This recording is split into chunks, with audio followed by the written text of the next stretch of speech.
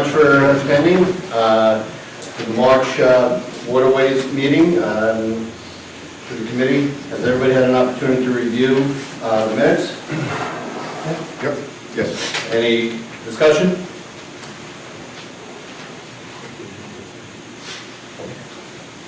That'll be nice. Can I get a motion to accept the minutes? Second. Thank you. Ayes? Vote? Any opposed? No, unanimous, thank you. Moving on to the agenda for tonight's meeting. Has everybody had an opportunity to review that as well? Okay. Can I make a motion to accept the agenda for tonight's meeting? So moved. Second? Second. Everyone? Anyone opposed? No? Okay, let's move on. What we'll move right into is the Harbor Master's report. I know this is a meeting, we've got a lot of business to discuss, so we're going to try to move this thing along really quickly. Steve promised to use 50 words versus 500. I will promise tonight. The de-icers, we haven't had to really use them very much this year. Ice has been fairly limited, and when I have been using them, just been turning them on first thing in the morning for an hour or so, so I can wrap that off, and then the skin ice has been going away. So the project is working, and the cost of electricity shouldn't be that great. Okay. Okay. Any questions on the icers?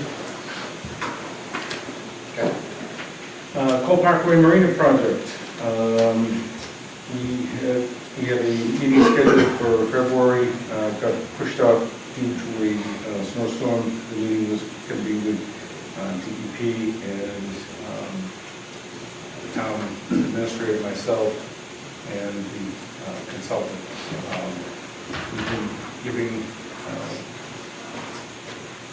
town council dates that were available last week and the next 2 weeks, so that she can try to make another date with DEP to have them come down for review the site. So that's Chapter 91. That's for the Chapter 91. And the next step, Steve, would be we give our side, and they assume we've done the same thing, and then it would be like a deviation. I believe both sides have done their individual arbitration. This is a joint effort arbitration. It's joint, so they're going to be there too? I'm not 100% sure if they're going to be there or if DEP just wants to review the site. I think DEP wants to now look at the site, so that's Right. just our side. And what's the next step after that? Then they try to mediate and see if we can come to an agreement. If we can't, then we'll go to some sort of hearing. Questions? Timing-wise, how late do you think we could go before we could get to do it in like October or November? We were hoping to get this resolved as quickly as possible. And you did over the summer, and hopefully We did over the summer, and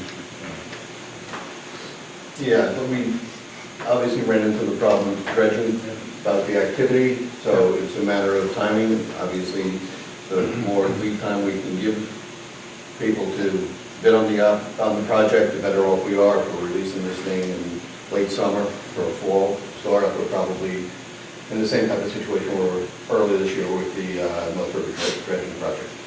get some. And we've been in touch with, South River. we've been in touch with the people that give us the money, and they still okay. We're all set with them. Next is the river dredging project. The study has been complete.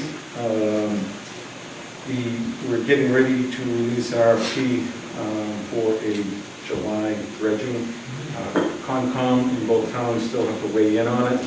Other than that, we have pretty much all the permits back in place for a July dredge. And if we can't get somebody in July, then we'll push it off to October. But we're hoping, because everybody's pretty much broken up in bigger projects, that the July dredge they'll be able to come in pretty quickly. The weather's nicer, probably get done a lot quicker. So, silly question, Steve. Yes. Answer the silly question. Since we went through the RFP process once before, the Concom and the town weighed in, why do we have to do it again? There was a slight change. We did a pre-dredge survey back in the fall and discovered that it was more shoaly. So there was an area that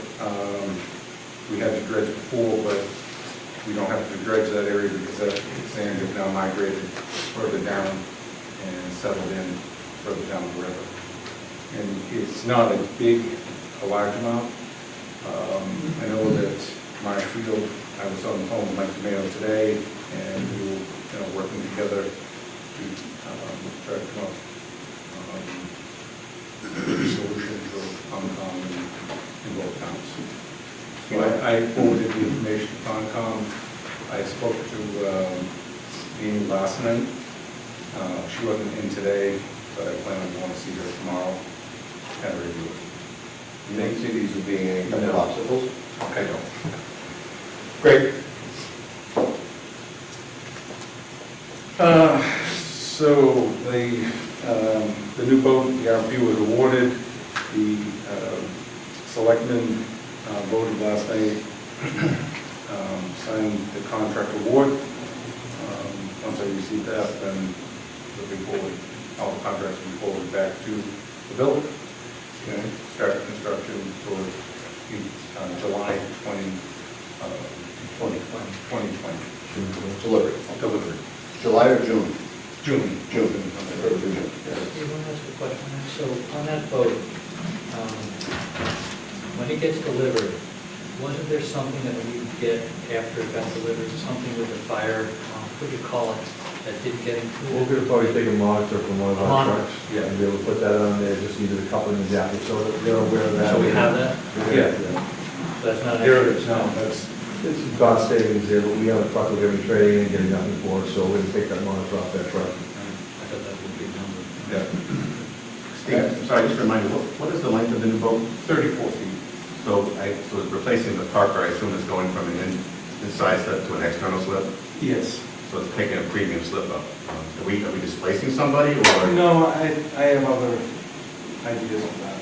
Some things. that- So we're gonna put the 34 in the 20-foot partner slip? Yes. They'll be very happy. Inflatable one. So I'm working out the details on that now. But it's a slip that today is producing revenue for a boat. Okay, that's all, thanks.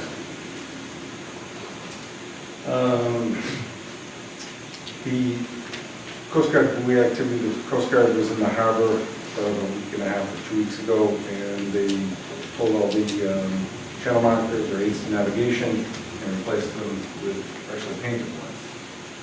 Updated. So it goes pretty nice out there. Thank you. That's it, Steve. On old business. Any questions from the harbor master from the committee? I got a quick one. The project that the Army Corps did out of Lighthouse Point, That's complete. that's all That's done, done. looks good, yeah, Yeah. so we had no issues with that. Not at all. Yeah, we did Yeah, that. they did a very good job.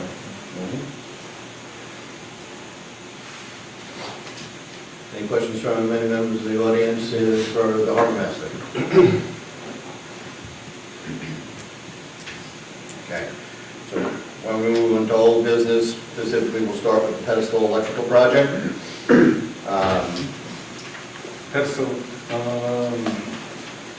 Pedestal electrical project, that was last night voted before the selectmen to go on a special town meeting for the funds to come out of the Waterways Enterprise Fund to replace the pedestals and the wiring associated with the pedestals due to the storm damage from the March 2nd storm.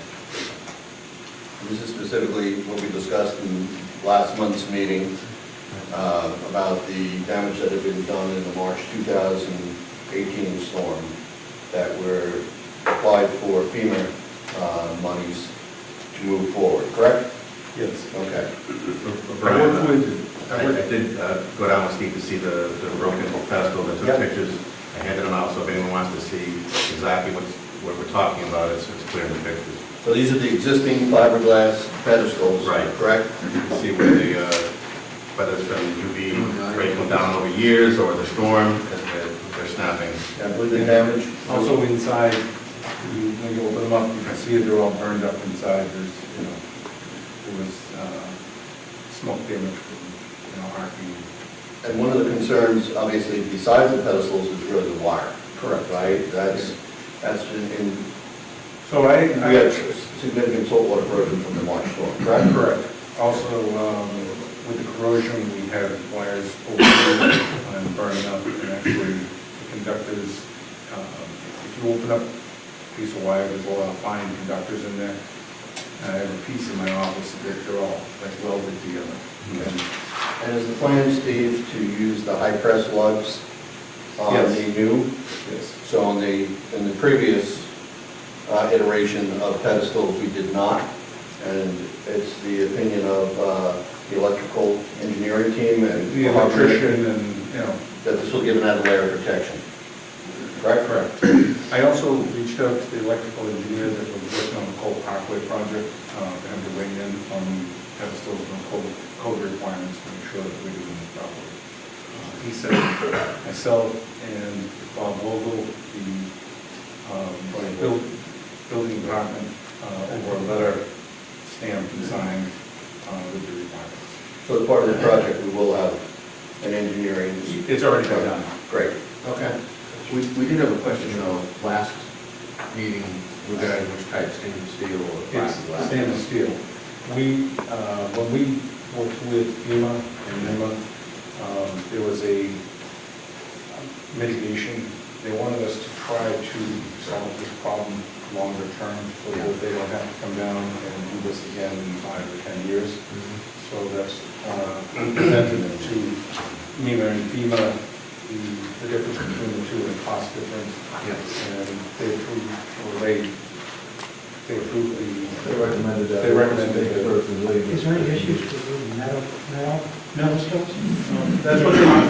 I mean, the frame wire inside and... No, they use the same pedestals over at the Millwall. They're built for marine environments, that's what they're made for. These are just a lot stronger. Sturdier. It's stainless steel versus PVC glass. Yeah, my concern with any kind of wire that is, they could get hot. Yeah, but they're all, they're all grounded inside. And the difference, just to be aware, Craig, because I think you were traveling the last meeting. Yeah. So the cost difference for the two Marinas, which are 76 pedestals, is about $1,800 combined total for the 76 pedestals to use stainless steel versus fiberglass. Dave? So I'm really happy that the items can go in special town meeting. Timing, that was my real concern I think we all talked about it last time, the timing issue. So it gets approved, assuming a special town meeting. Can we get this done? I reached out to Eaton, one of the manufacturers, and they have 4 weeks lead time on the product. I worked with Sean McCarthy. We're putting out a bid project based on, with the caveat, if we don't get funding, then the project can't go forward. Similar to what happened with the dredge. If the money's not there, we can't do it. But on the timing, let's say end of April, goes out to bid. It'll be pre-bid, it'll be done before town meeting. It'll be bid and Oh, I see. Oh, I got it. ready to go. Yeah. And it's like, So it's likely that Yeah. some... theoretically, the next morning I could award it Get it put in. and have them place the order. Move forward with the license approval, and that's the bid is approved. The bids are... Or just have them sign off on the contract that day. Steve?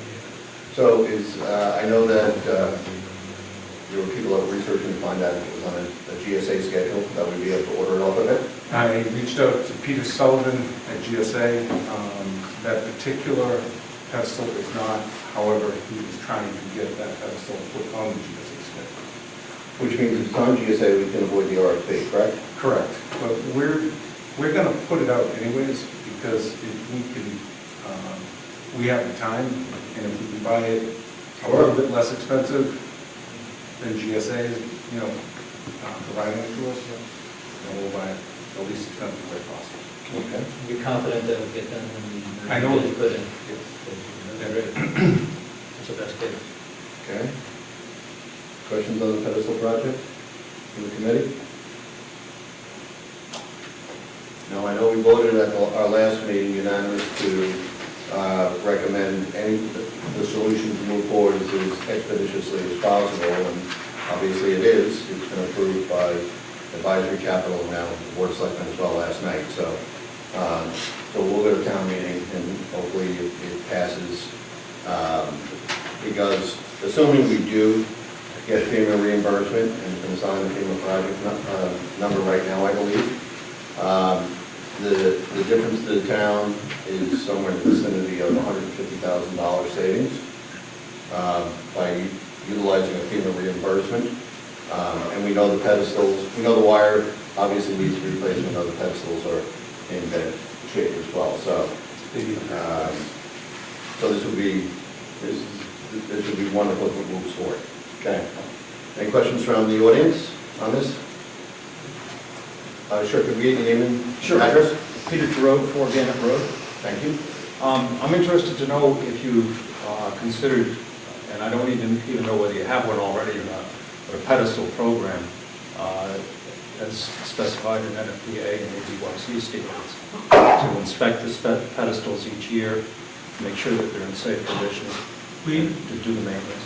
We have the wiring inspector come down and review all the electrical at all the marinas. And he actually goes through all the other town marinas each year. Thank you. Thank you. Great. No other questions? All righty. So, moving over to Driftway ramp improvement. I believe Brad White is in the audience and has had some communication with Ducks Unlimited. Brad, can you give us an update? Yes, sure. Good evening, Brad White, Marshfield Hills. Thank you for the Coast Guard being here because I have a question for you. So I had a chance to talk with Ducks Unlimited. I started off with the Del Roar, and I was talking with the wrong local people, so I went national. And I learned a lot today. I spoke with Maggie Hines, who's the manager of Ducks Unlimited Real Estate nationwide. And she turned me on to a Jeff Cripp, who is the real estate specialist from Michigan to New England. And for those that don't know, Ducks Unlimited conserves habitat at the continental scale to meet the life cycle needs of America's waterfowl. Now, just on the Marshfield side of the North River, there are 750 acres that are under stewardship from the state, donated by Bill English. In our side of the North River, managed by Scituate, I didn't know this, but those mosquito trenches that were put in the 1920s and 30s are very detrimental to wildlife. So Ducks Unlimited spoke with then current conservation agent Kalicious, and the biologists disagreed, and they couldn't get anything off the ground, and Ducks Unlimited really wanted to help down the conservation Ramsey Park area. So their goal is to maximize the quality of migration and breeding and winterization of waterfowl habitats. There's two current projects. One's a $44 million contract on the Outer Cape. 3 years, they're building roads and dikes and bridges and fixing the marshes. And the other is a 100-acre project down in Plymouth. There's nothing happening from Plymouth up to Cape Ann. So I said, hey, Midas Ledge Ducks Unlimited Chapter started here in the 1970s and raised almost $2 million. Let's put some money back into the community. So anyway, in speaking with Ms. Hines, she, in addition to Ed Dixon, who was the former chairman, Scituate resident, couldn't be here tonight, said the right buttons to push are a fellow by the name of Ray Ogg, who's a Massachusetts and Rhode Island guy, and they just need to know to help. And when they help, they're not the white knight. They don't come in and write the check for the whole project. What they'll do is they'll buddy up to a group, whether it be Scituate Waterways or whoever the group may be, and they will assist with money, expertise, signage, and all their experience. But they need a clear written description of what we want. I don't know if we have that. I don't know if there's been any architects talking about how the ramp should look, how it may not look, what the walkout might be by the old ship dock. So I think that if there's a design that can be described, that we can then pitch to DU in Memphis. Right now, they're all ears, which is great. Great. So in addition to that, with the Coast Guard, we talked about last meeting that the signage there is dated 15 to 20 years ago, about 7 deaths, and it's probably been at 12 deaths, and it probably can be updated. So I'm not sure if you guys can help with that, because it's kind of in behind a tree, and you can't really see it. And you know, that's a very important access point to people with small watercraft, and you know, they can die very easily if they don't follow the rules and regs, so we have talked about that. So that's what I know. Thank you. Thank you. So if you'd like, I can continue to work with somebody, whoever you might designate, to figure out what the description should be, or who was the architect, or what the plan might be, or anything, so we can keep the ball rolling and not talk about it in a year. Right? Mike? I was just looking, because I thought it was Craig did, I'm trying to remember who. No, it was me that brought it up originally. I thought David and I were That going to was- go to the conservation once Craig.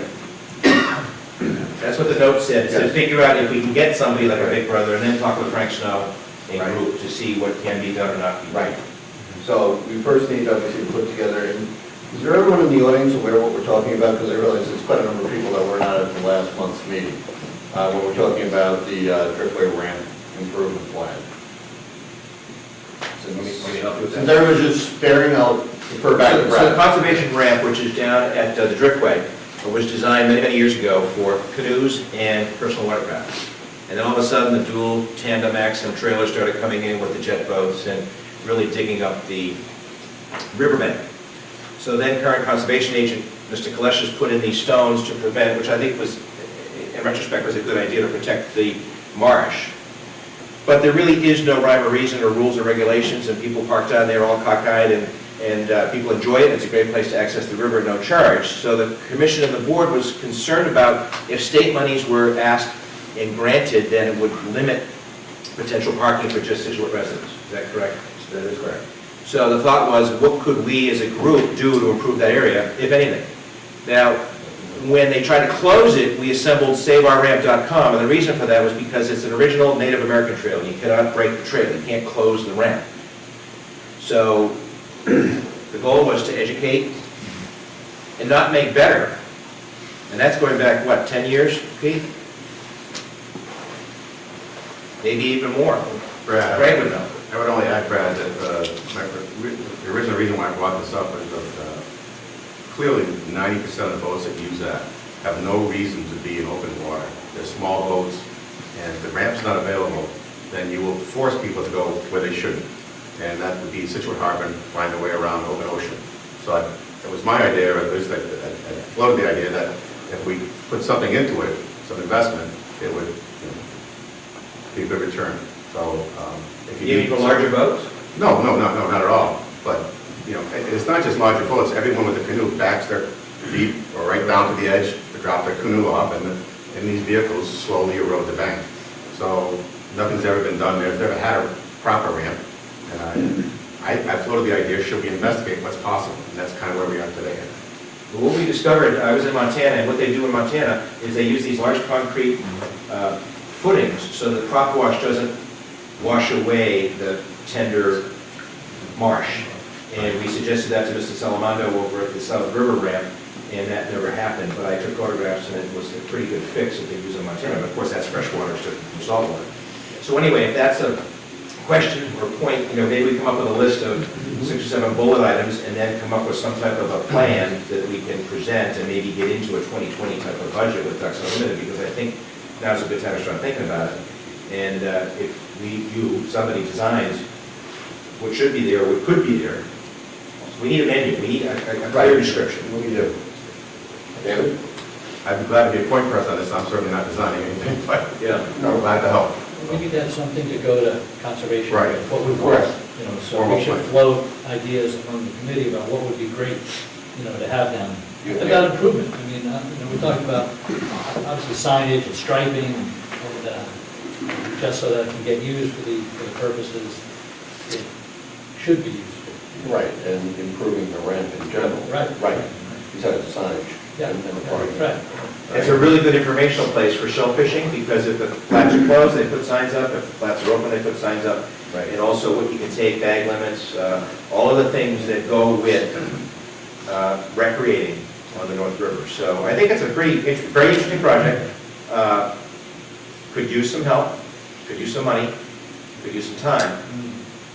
And I think you're probably going to need to put together some type of a maritime architect, maybe some of you guys might know, who's good at that.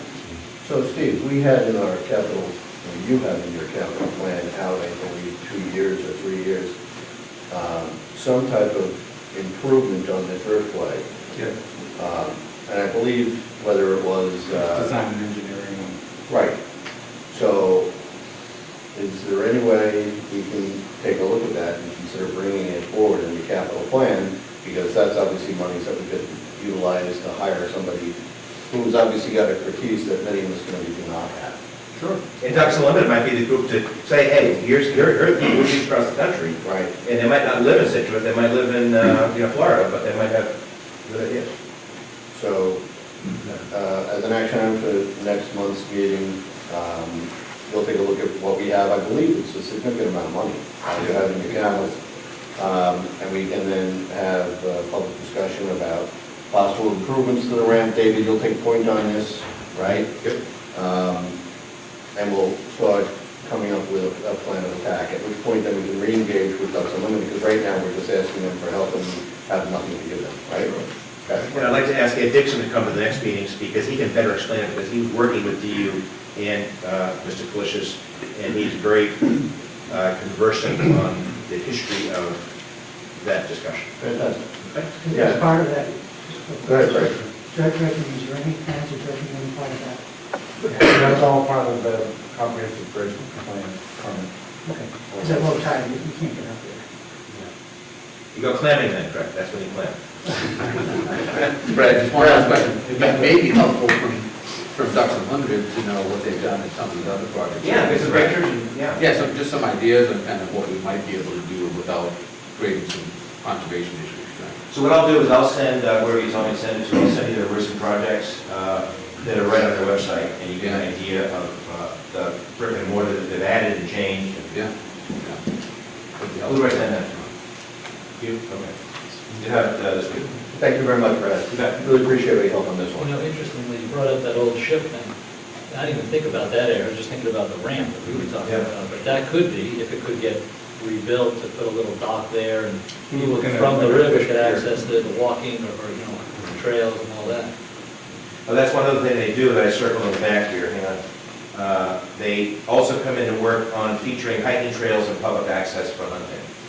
So, waterfowling, bird reproduction, and the mosquito trenches. Dave Clancy might know more about that, but we had talked about that once. But that's what they were for, right? They were to kill the mosquitoes back then. Right. It was the drainage in the marshes. Yeah, I was Army Corps of Engineers, I think, back in the 40s or even earlier, 20s. So to be continued, Ed Dixon's the expert on the mosquito trenches, and he'll tell you all about it. Perfect. Thank you very much. I'm not. You're welcome. Okay.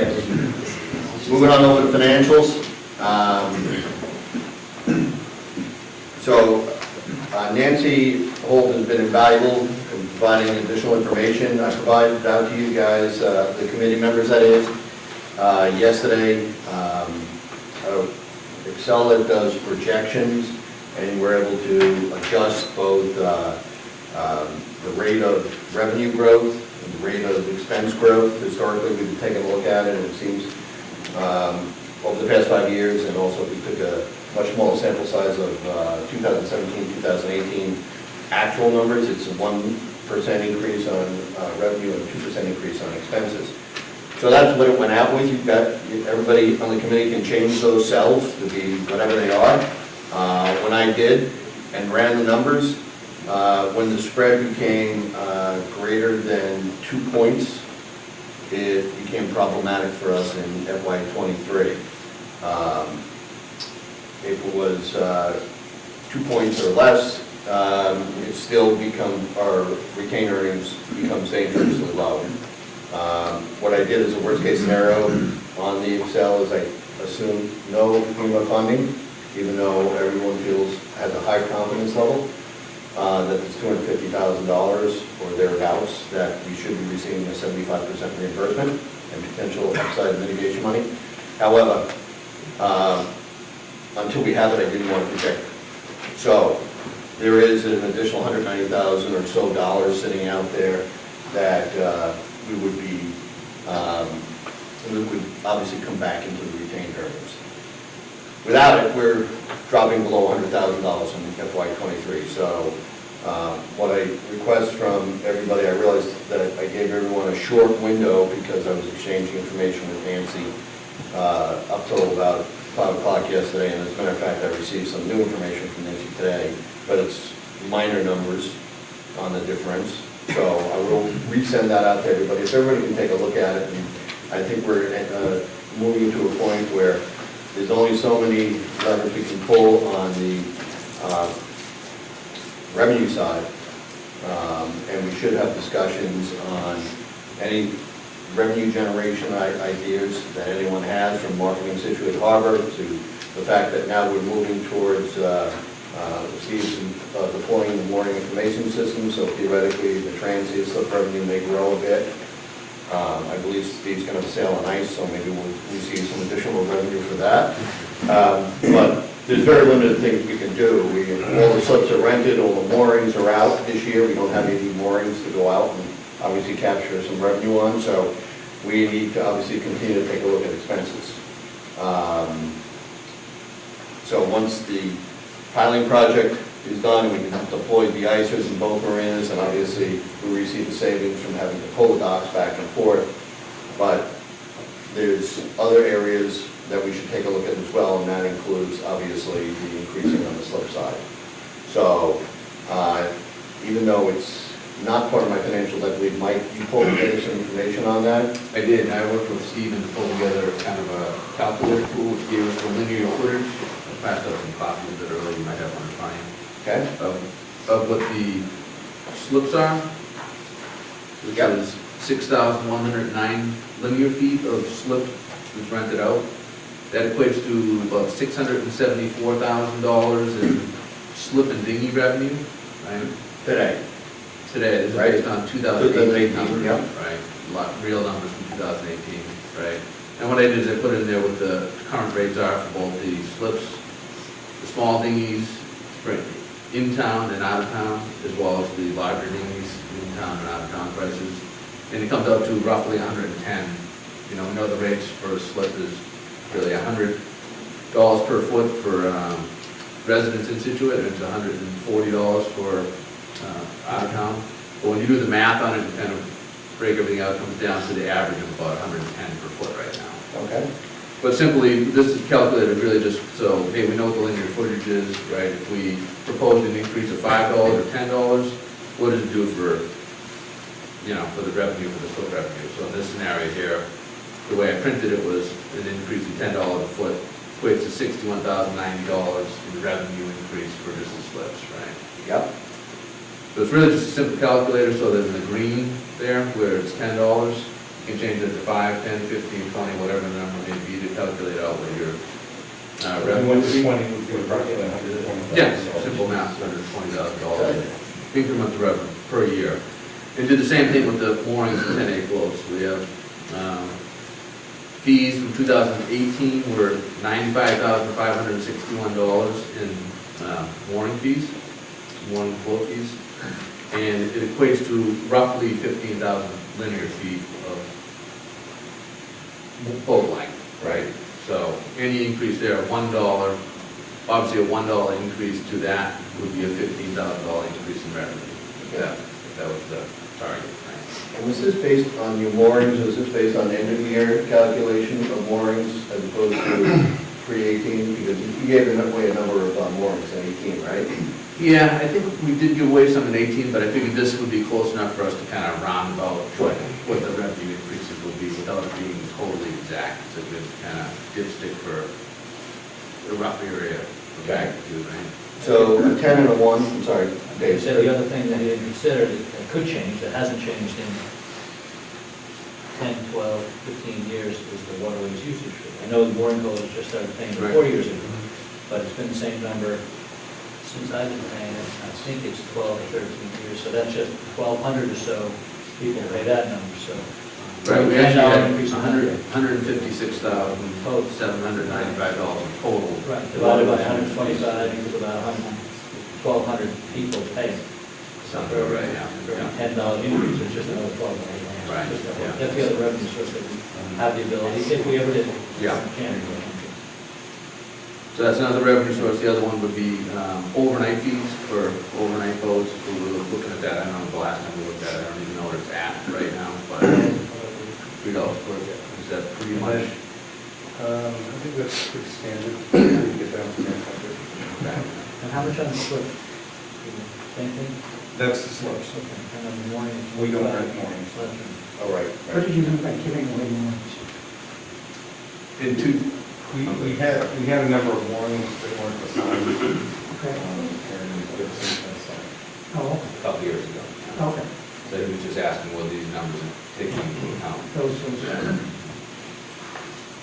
So effectively, a 10-foot increase translates roughly to $60,000, and so the math is obviously pretty simple on that one, 5 Yeah. to 30, so. Yeah.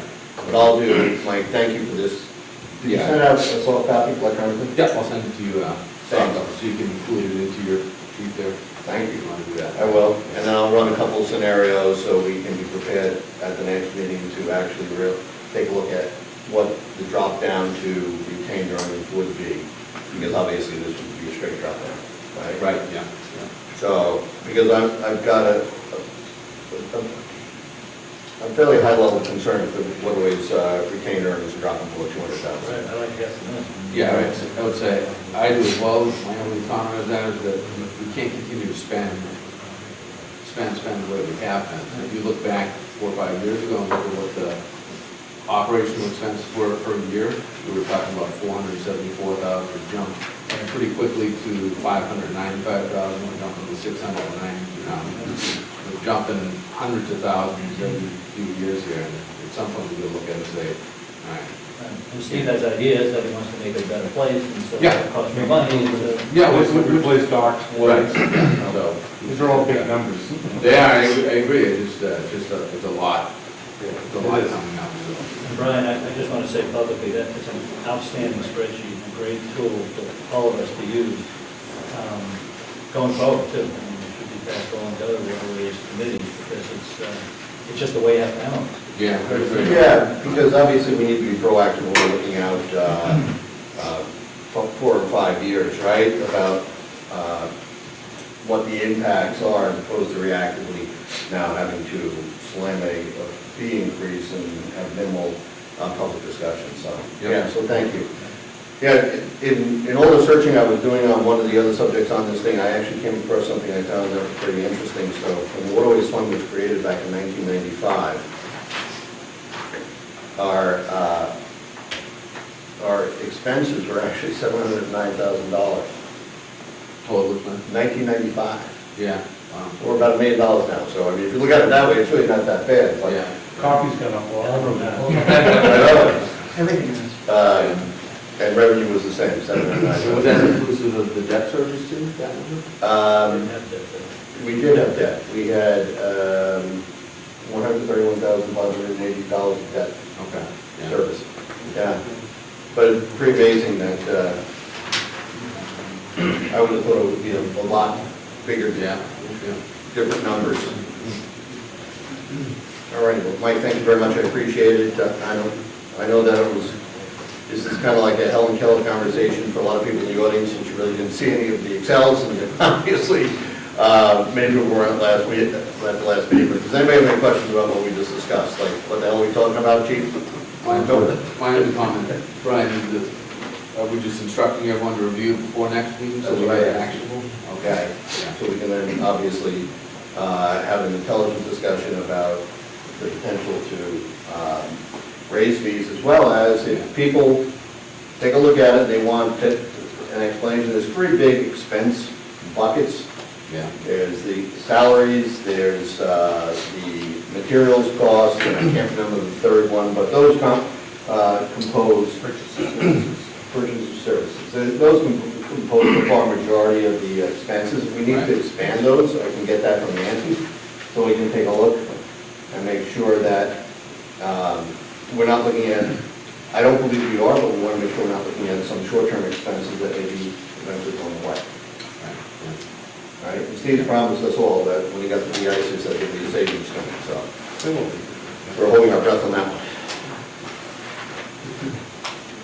Okay, so,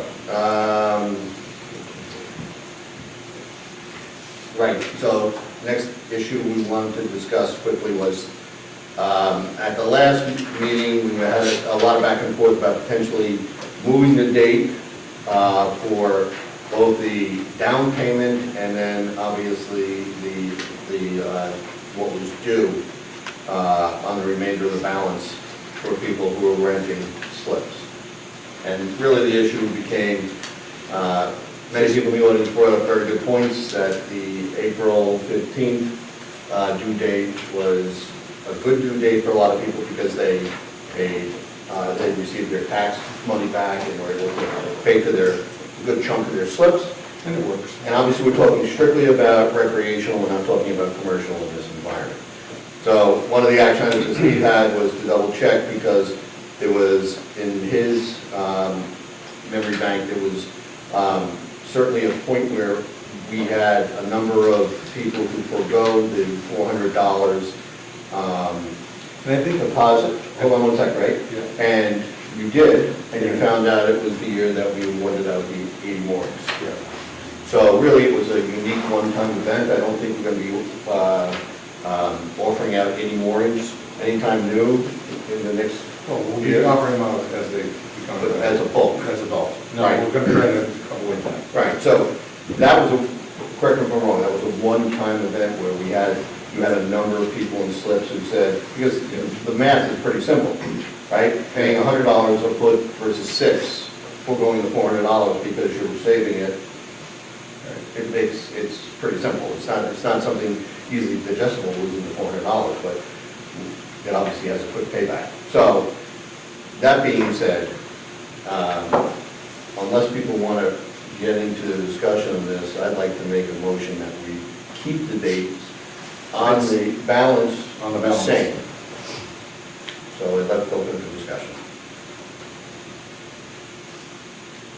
Well, I think Anybody the else? date, I do. Okay. I think the date, the balance, especially with Ellen and Mike, the April 15th date does work. And last year, we had two people, I believe, that forego the $400, where 3 years ago, it was substantially more. Yeah. And that's when we were running around inserting small boats into slips that could have been rented to larger boats. I say if it's a couple a year, I'd say this is the same. On the balance. On the balance. On the balance, correct, yeah. Tucker, right, David? Oh, the Dave's over here, this is great. Well, the Dave row, you guys just realized. That's part of the plan, thank you. Less confusion. Do any of the Daves have any comments? So we're just talking about the balance. The balance. Because Steve would like to revisit the front end of the deposit in a second. Okay, so then Steve and I had discussions and, go ahead, Steve. Just represent what your idea was. To move the date from October 15th for the deposit, being sent out to September 1st and due by October 15th. And that puts it more in line with some of the other marinas, so that if people pass or give up their slip, we can potentially assign it to somebody, and they may not be locked in over another marina already. So it benefits, pretty much everybody. While we're still in the water, make the decision about that. Right. So effectively, what we're moving it forward is 45 days? Yes, The due date. correct. So September. September 1st. Okay. So the email goes out September 1st, they have it for 45 days. Okay. So it's due on October 15th, and the previous one was due on November? No, December 1st? December 1st. December 1st. And this is strictly recreational? Yes. That is correct. Dr. Craig? Makes sense. Dave Cube? I like it. Okay. Audience? Discussion? Anyone? Can I get a motion on that? I move to change the date that the slip deposits get, the invoice gets mailed out for September 1st, to be due October 15th. All in favor? Aye. Opposed? Unanimous. Okay. Got that? And so we don't have to take a vote on the other action because we're not changing anything. Correct. Good. All right. Okay, so let's move right over to new business. Top number one with a bullet is, no pun intended, the marine unit activity. Thank you very much for hosting us. We appreciate it very much. So I'd like to have, I believe, Deputy Mark Thompson, Deputy Chief, I'm sorry, Mark Thompson, who is going to give us an update on the activity of the marine unit in 2018. Thank you, Chief. Thank you very much. I appreciate everybody coming out tonight, and welcome to the EOC, and thank you for being here. On behalf of Chief Stewart, he unfortunately had travel plans already booked, and he was in warmer weather right now. So, Yeah, he's down in Naples, but I don't think there's going to be too many people who feel sad for him on that one.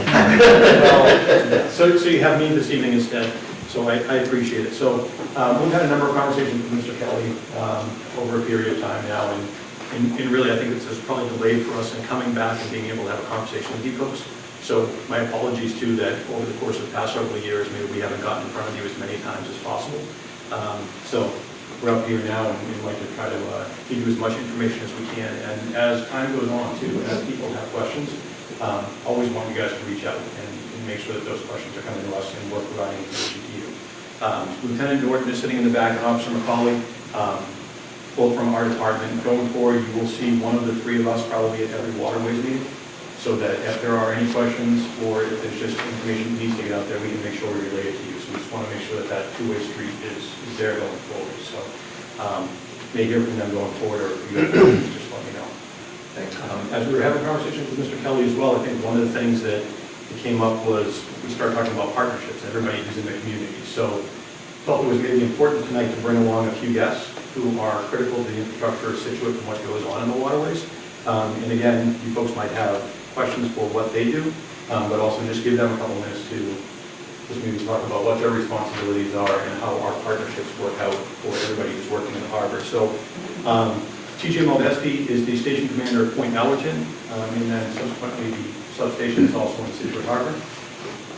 Andy Pierce is with the Environmental Police, and as probably most people know, MEP has a boat that's in the harbor throughout the summer, another great partner of ours, so understanding kind of how these roles play out. And Lieutenant Bob Gillen is Special Operations Commander for the Quincy Police Department. He's instrumental in MetroLec, which is a law enforcement council that we're part of. Their role throughout the coast is huge, and he'll be able to talk about a lot of the trainings and how law enforcement is kind of evolving through the maritime process. So three important partners for us and in the community, so I wanted to bring those along as well. We are now coming up into our 5th season now with our marine unit. So what started as a pilot program back in 2015 has now evolved into something that's an active program and part of our department. I know that there's been some twists and turns along the way and a lot of questions, so I want to make sure we get those answered. The Marine Unit, when this first came out and the town looked at this, there were a couple big things we had to hit. Liability and responsibility. I think those were two big things that came up that says, as a police department and as a town, we have this responsibility, and subsequently the liability that goes along with it of what's happening in our waterways. So just as the police department is responsible for what happens on Country Way, then that 3-mile boundary off of our waterways, the Scituate Police Department is responsible for what happens out there. And I think as we started to hear things anecdotally or factual or whatever was going on the waterways, whether it was the spit, whether it was the boats or whatever, there was this conversation happening of what's going on out there and what can we do about it? And what can we do to make sure that everybody who's out on the waterways is safe? And if an incident happens, how are we going to respond? So that became kind of the impetus for why the Marine Unit got started. And it started with dipping our toe in the water and getting things moving back in 2015.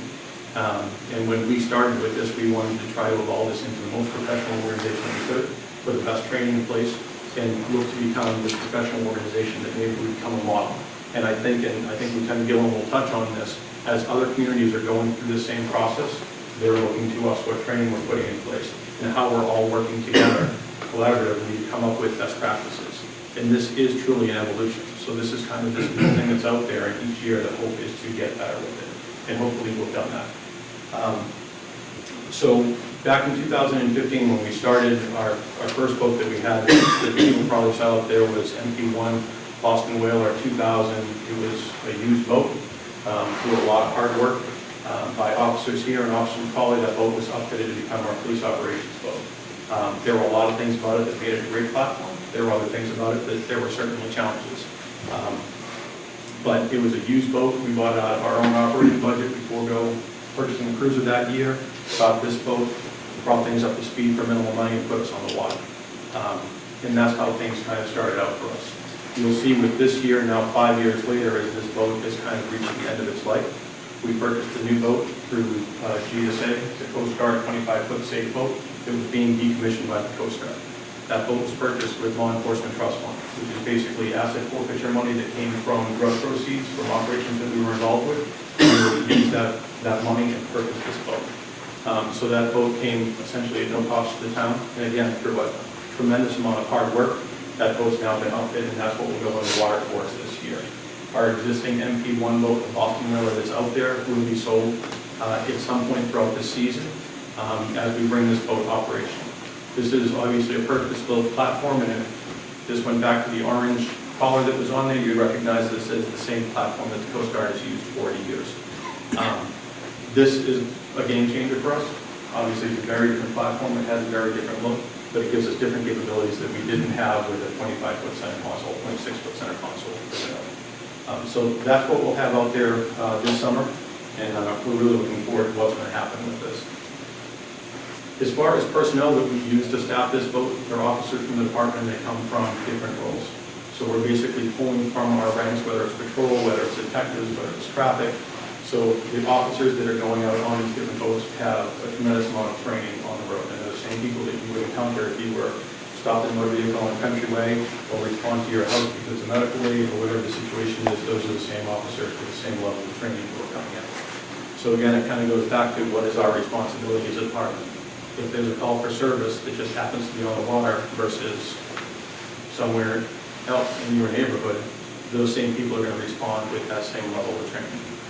And all of this needs to happen in coordination with the harbor master and in coordination with the fire department. So just as we do today, if we respond to your house for medical aid, we coordinate with the fire department, and they're going to take the lead on what's going to happen. And we do the same thing out on the water.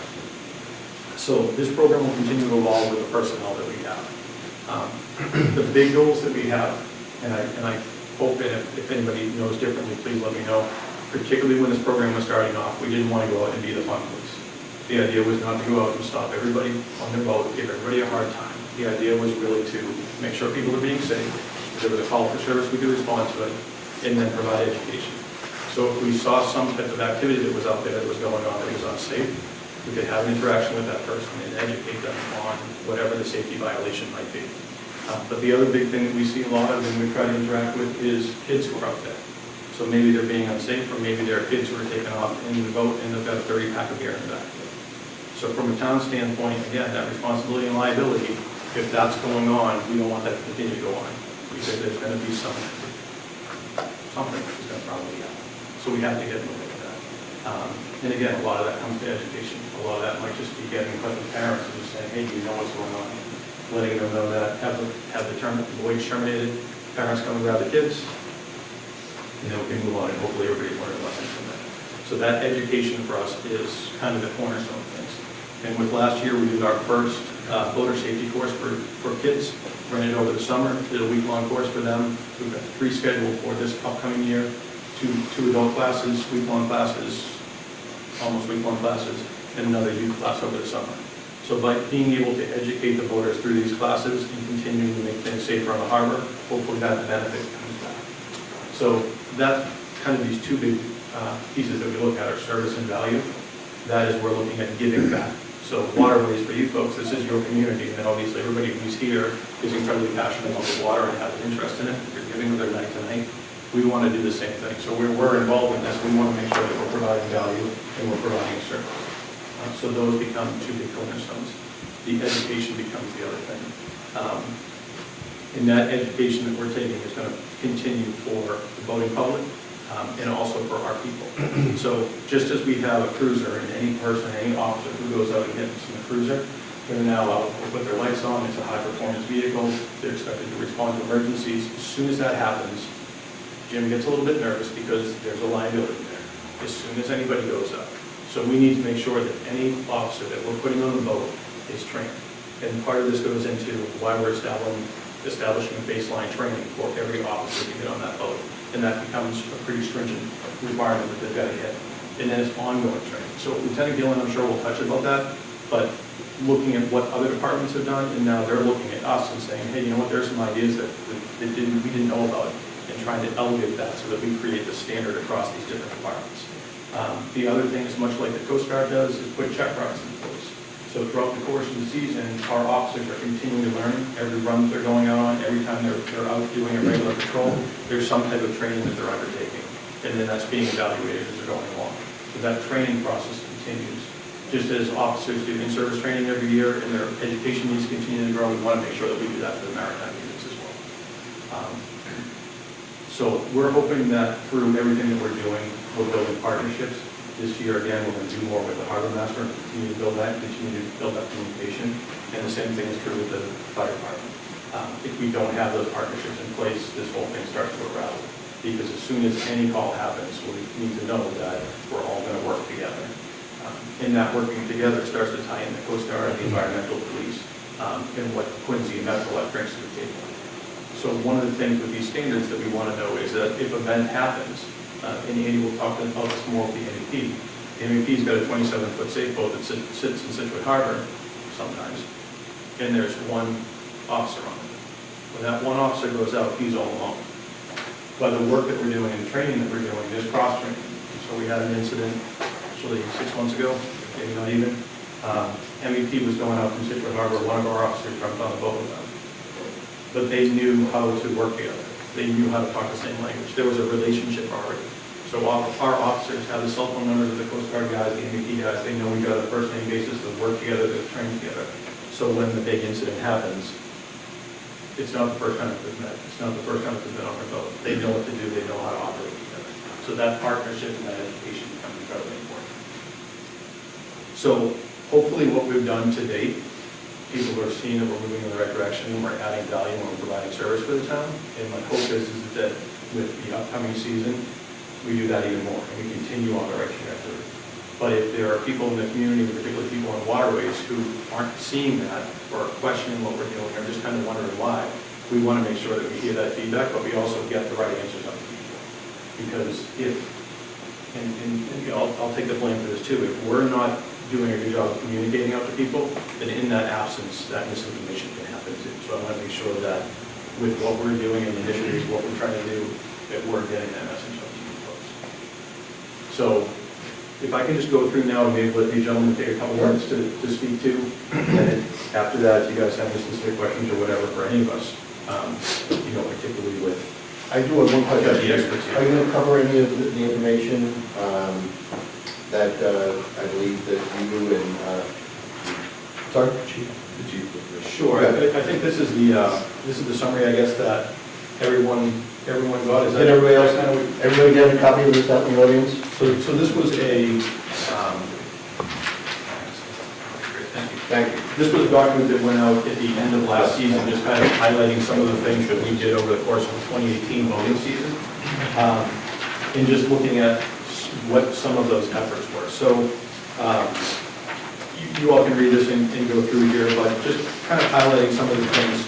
90 vessel stops for a variety of reasons, whether they're safety inspections or field sobriety, and then from there being able to terminate voyages. So when we have officers out there, we've got officers we've got a DRE, we've got an ARIDE, which is advanced roadside impairment, and then every officer is trained in field sobriety. So every time those safety checks are happening, again, we're not trying to go out there and ruin everybody's good time, but if you're out there with your family and you're having your nice Sunday afternoon, you want your family to be safe, just as you do when you drive down 3A. These numbers start to look at those different things. Again, I don't think that we had any big complaints, but we did have people that we terminated their voyage. They were put in protective custody. We also have people that were arrested for warrants. So that becomes the thing too, that just as we can stop a car on the street, one time it's, the mother who's commuting, taking her kids to soccer, the next time it's the guy who's got a couple of warrants on. So we might not know who we're stopping, but that person knows when we stop them that they might not want to see us. And that was exactly the case with a couple of these. You have an interaction with somebody on a boat, you come up, you start talking to them, you're doing a safety check, just as the MSP, the Coast Guard would do. We now look at that person, we run their information, we wanted to see who they are, and now they come back and they've got a warrant. That's somebody who's going to be coming with us. So that's where that training and the ability to actually affect that arrest comes into play. So just as we have powers here when we go on the waters, we have all the same law enforcement powers. Probably one of the most important things about here is that you'll see the 18 underage youth.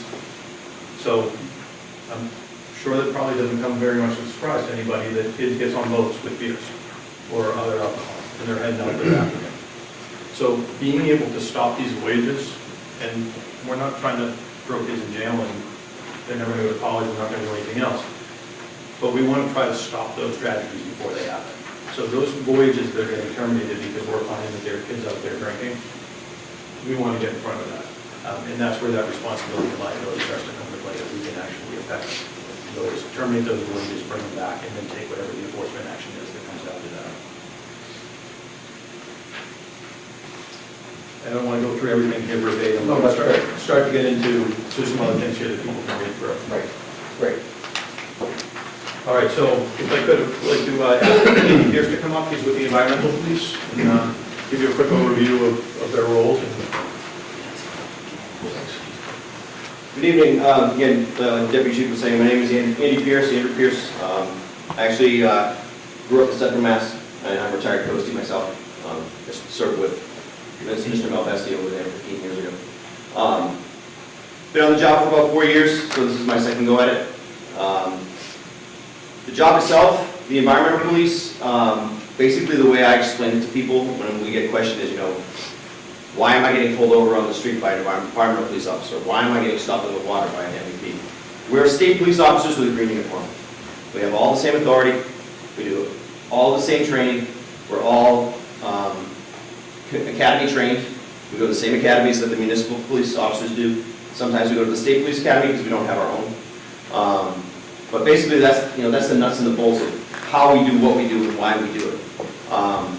Our jurisdiction, basically, I'm on the Marine Bureau, so actually, that picture down there on the right, I was on that boat that day.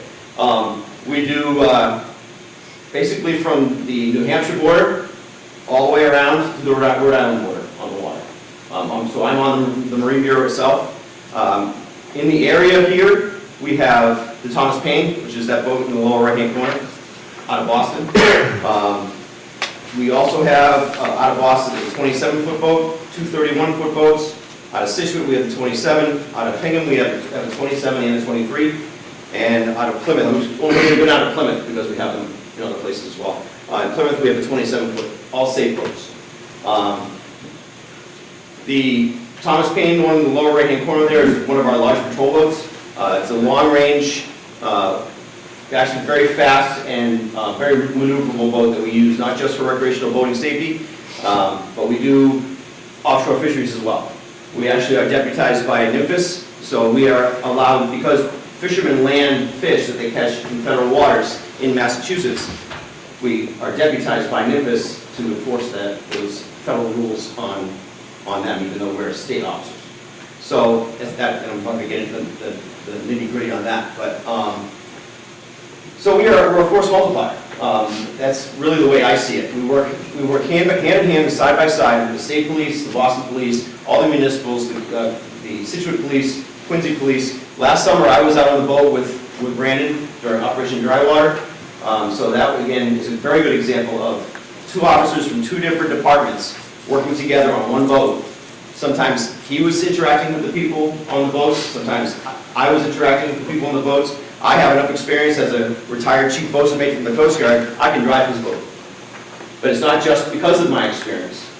The gentlemen, the ladies and gentlemen that we have on our Marine Bureau, we all go through the same training. We do the same training that the local guys do. We train together. We do all the national training together. I teach classes. I taught harbor masters. I taught Marine Bureau police officers. So we all work together. And I can't imagine, after leaving the Coast Guard is excellent at working with all the other branches and all the other units in the area. Well, I came onto this job and it was seamless. I get to now do almost exactly the same job.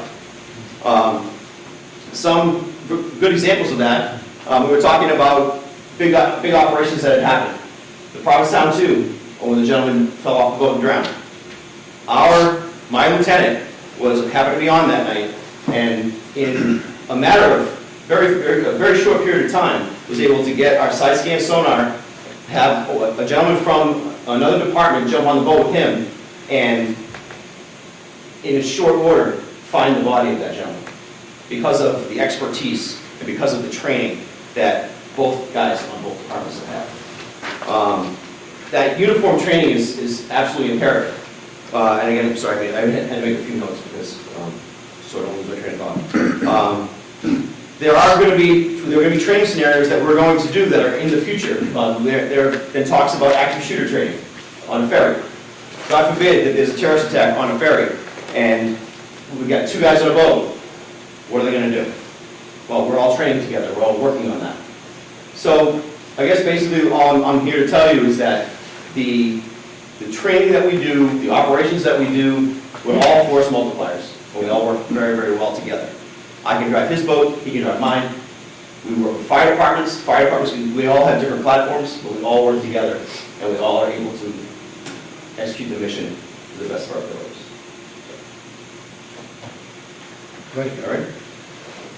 Any questions, anyone? Yeah, no. Thank you. How many total people are there in the Marine Bureau? On the Marine Bureau itself, Yeah. well, we have coastal officers and we have inland officers. So the Marine Bureau is only, on the 2 large patrol boats, there's only 6 of us.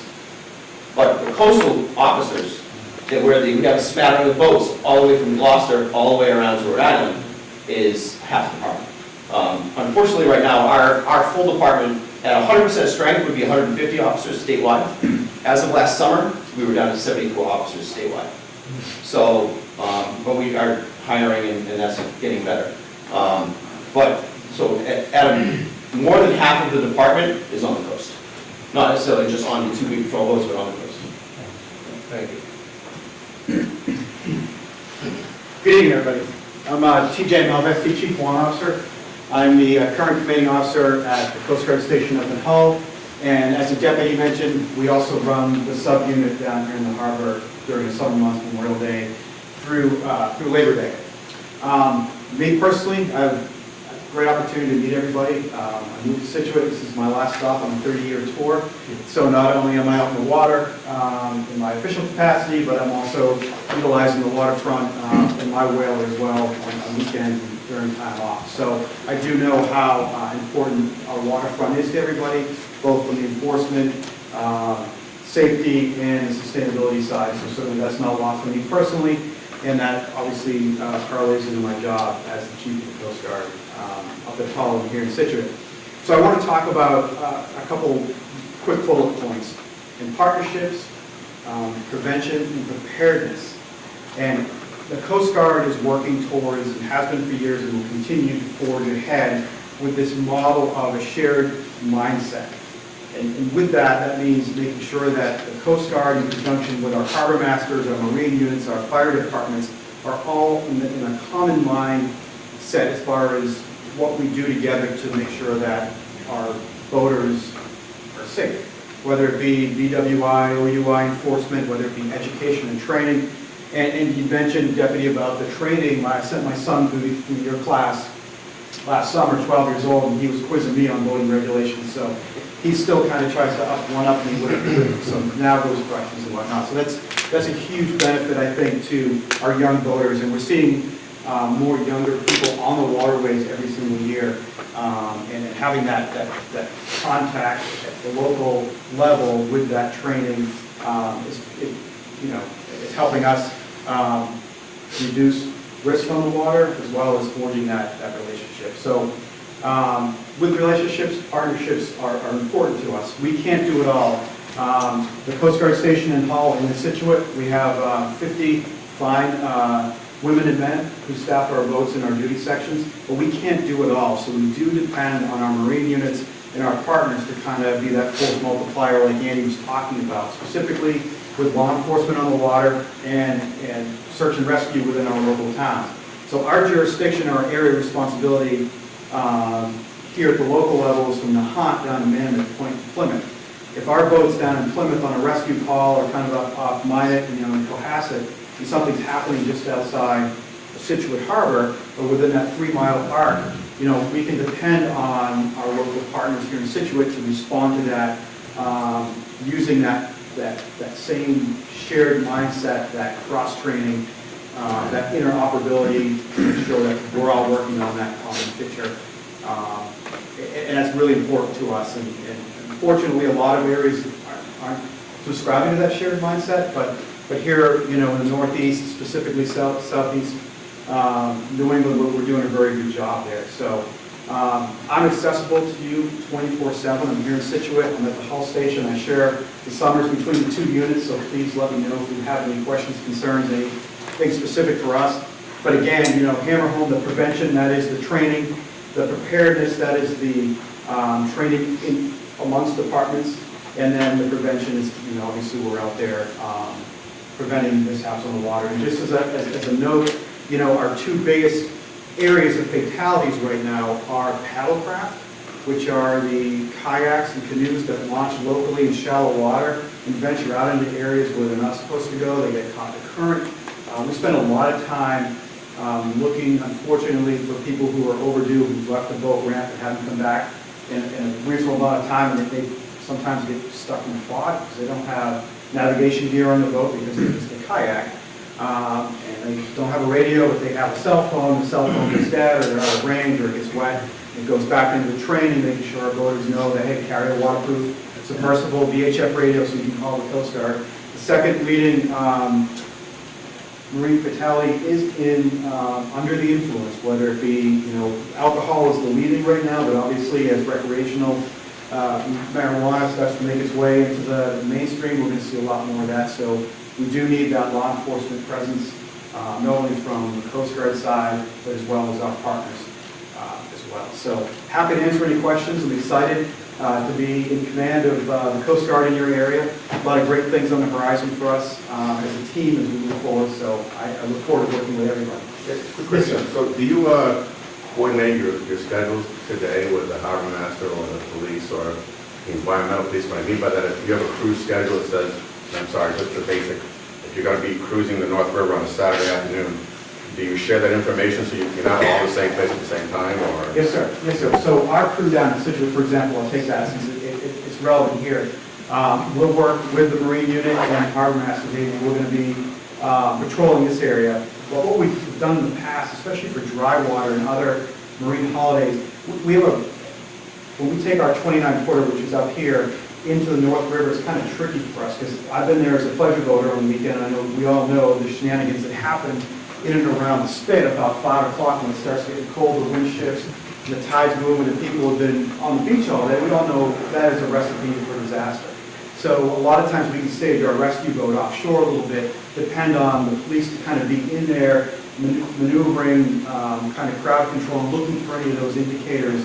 Well, hey, we need to take this person off the water because he's a bad actor, or there's those kids on the boat that have been consuming on the beach, and you mix those two, and you have a lot of boats moving out, and they don't have all the wits about them. So we do share that patrol scheduling, so we're not oversaturated in one area. However, if there is a risk in that area, sir, we will look at ushering more resources in that area to mitigate and buy down risk. Because we're in the business, as everybody is, to buy down risk and make it safe for our citizens out there that are boating. Would the harbor master also share this information? We work, Steve's right next door, so our crews walk by, their offices, their employees are down on the dock, so we do training with you guys as well. We train with everybody throughout the whole area of responsibility that we have. So. But we depend on that law enforcement presence as well to help us out with those high-risk behaviors, which is the drinking on the water. Because, Deputy made a great point. Nobody wants to be the fun police, but we have a responsibility as law enforcement officers, both federal, state, and local, to make sure that we are protecting our citizens on the water, just as on the streets here in Scituate. So we do work and try to make sure that we're placing assets where they need to be appropriate. Thank you. You're welcome. Thank you. You're welcome. Thank you for the opportunity to speak. Members of the commission, Members of the public, my name is Bob Gillen. I'm Lieutenant Quincy Police Marine Unit. Very happy to be here. I'm here to talk about, in addition to the partnership and the value of partnerships, I'm here to talk about the value of regionalization. I am in charge of the Metrolec dive unit. Metrolec is the Metropolitan Law Enforcement Commission. It was formed about 25 years ago by the land side of the police department, and Scituate's been involved in Metrolec for at least 20 years. 3 years ago, well, a post 9/11 world, everybody knows that no one agency can handle a big emergency on its own. And the best way we can collectively protect our citizens is pooling our resources.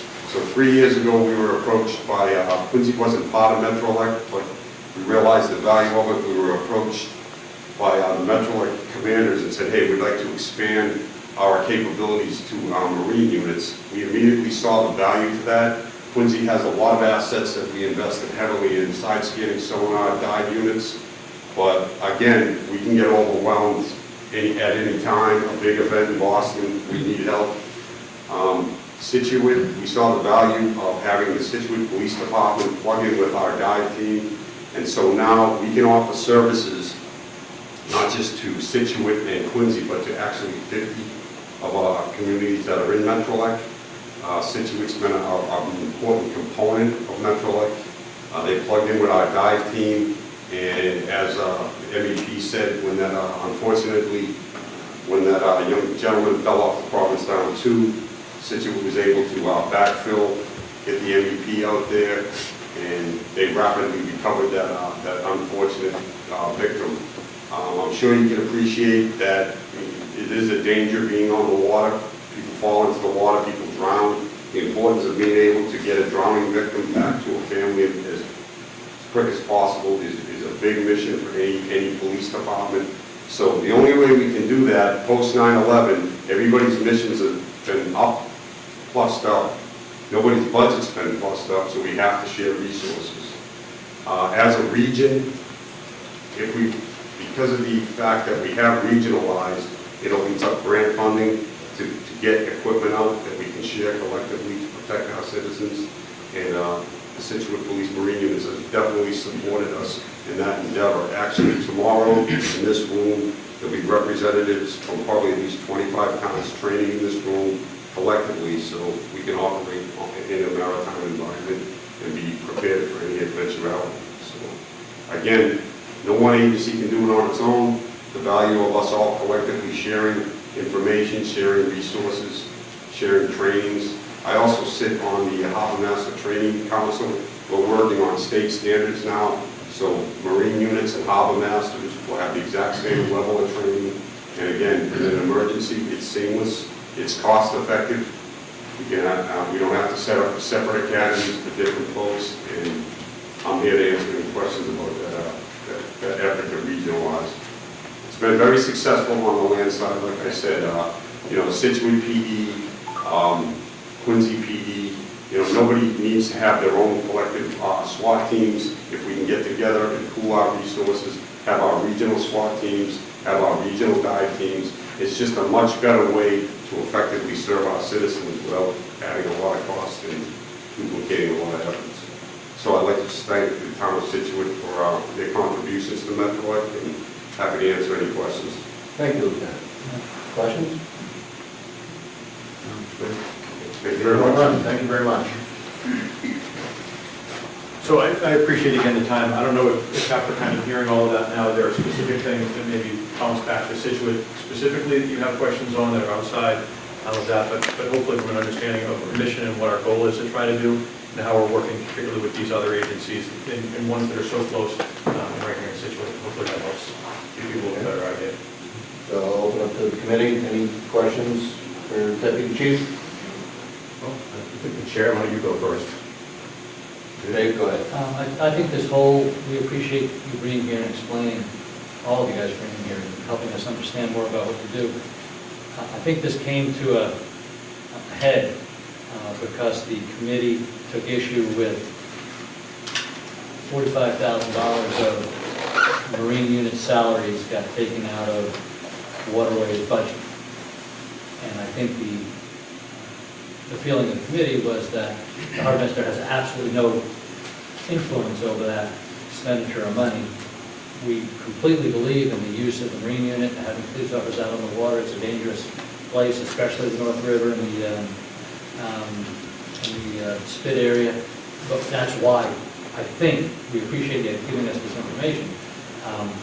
Just saying that publicly, it's important to know what you do, obviously. And I think we still feel it should be it should be police budget. It's that simple. We don't know where it stands, whether selectmen have voted on it, and advisory has voted on it or not. Yeah, so before we go down that road. So that was just our, Yeah, so we appreciate this meeting. So there's two subject areas here. One is the services and what the police do, and I think that Deputy Chiefs has given us a look into that. And that's the first thing I'd like to just discuss, to see if everybody's comfortable with what Marine Unit 1 does or did in 2018 and what their plans are for 2019. And then we can move it over to the second question, right? I have a follow-up question. That was just a statement. I am on less pressure on the follow-up question. So the question is, the bigger boat, I know the Coast Guard typically is 4 gallons, I'm pretty sure. I've never been stopped by the Coast Guard with less than 4 gallons. Standard cruise, they serve with law enforcement, and put a full person on there.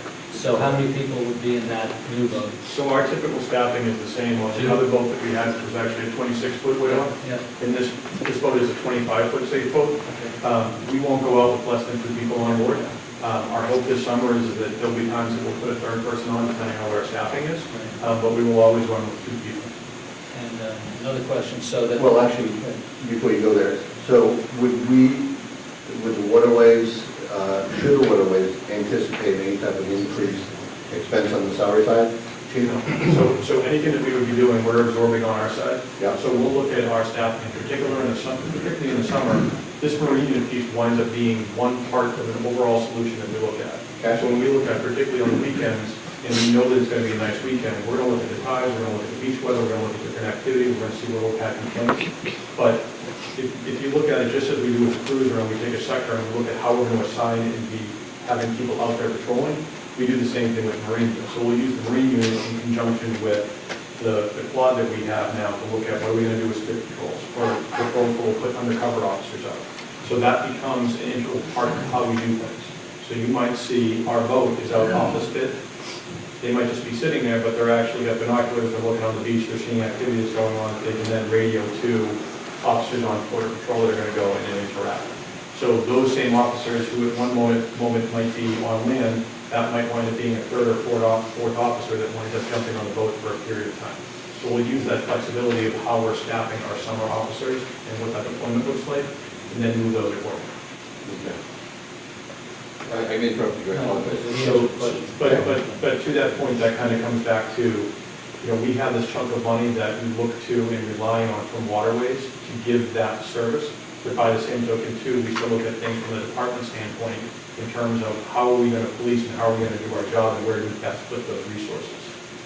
In anything that's happening with those waterways funds coming back, those are coming back directly as a service being provided to the community, into Scituate Waters, into the voters of Scituate. Okay. And when I researched this and met with Deputy Chief, the Chief, with Nancy Holt, with Jim, it's only being used, just to clear up any misconception there may be, it's only being used for salaries. It's not being used for any kind of acquisition of any boats. It's not being used for any maintenance. It's not being used for any operational expense in that regard. It's strictly the salaries of the 2 officers for the summer use. That's all it is. Okay? Dave? Yeah, I just want to say that, the meeting we had last month, I think at some level it was misinterpreted that we were somehow commenting on your charter or the job you're doing. That was never the case, and we made that clear during the meeting. We had quite a discussion on it. I think it comes down to, you see the pressures we're under here for revenue. Scituate has, under the harbor master, I believe 6 boats, police 7. We're looking at our neighboring towns, who has 1. I'm told Marshall has 3. I don't know that. I'm just repeating what I've been told. and to the general public, and they come to our meetings, they ask us questions about how the resources are being used. And the connection between the harbor master and this table and the police department is non-existent. There's no exchange of information. So as far as schedules and trying to optimize what we're doing, it's a little bit disconnected. So I'll speak just for myself. I don't believe every agency needs its own boat. You have some quality boats now that they could share. I know that the new boat the harbor master got 2 years ago says police on one side and harbor master on the other. I don't know why that doesn't work fine for everyone. And as I mentioned, the meeting started, we're now moving to a combined harbor master firefighting boat going to 35 feet from a 24-foot boat, which is going into the premium area where we keep these boats. It's revenue. So if you take the police boat and the new firefighting boat, you're around $7,000 maybe in revenue that we're losing that we could bring in. So, the people here donating their time, no one's paid, trying to do the right thing. And if it came across at any point that we were questioning what you do, I apologize for that. It was never the case. But we do have fiscal concerns here that we have to talk about. And I understand that sometimes it's difficult. That's all. Okay. Outside, anyone? Okay. So, again, in every meeting that we've had, in meetings that I've been in with Deputy Chief, last Thursday's advisory meeting, we reinforced the fact that we believe in what they do, and we know what they do is with good intentions for the waterways of Scituate. And I made that statement as an individual at the advisory, but I just wanted to, advisory meeting, I just wanted to make it publicly at the waterways and see if there was anybody who disagreed with that and open it to discussion on that. I don't think there is, but I just wanted to make sure. Okay. So then the second half of the equation here is there's been a lot of comments, assertions, et cetera, about what an enterprise fund charter truly is. And what I've done is, as I told Jim, our town administrator, I'm not a lawyer, I didn't stay at a Holiday Inn last night, but I reviewed quite a number of documents. I reviewed the enterprise fund manual. I reviewed the MMA Section 10 document from the DOR. I reviewed the best practices enterprise fund from the Commonwealth of Massachusetts. And in no area there could I find anything which prohibited, prevented, or disallowed any type of enterprise funds from being used to support interdepartmental activity. So I just want to make that public proclamation. There is not anything that I could find, and I requested that Jim, and he quickly told me that we would have to pay for it.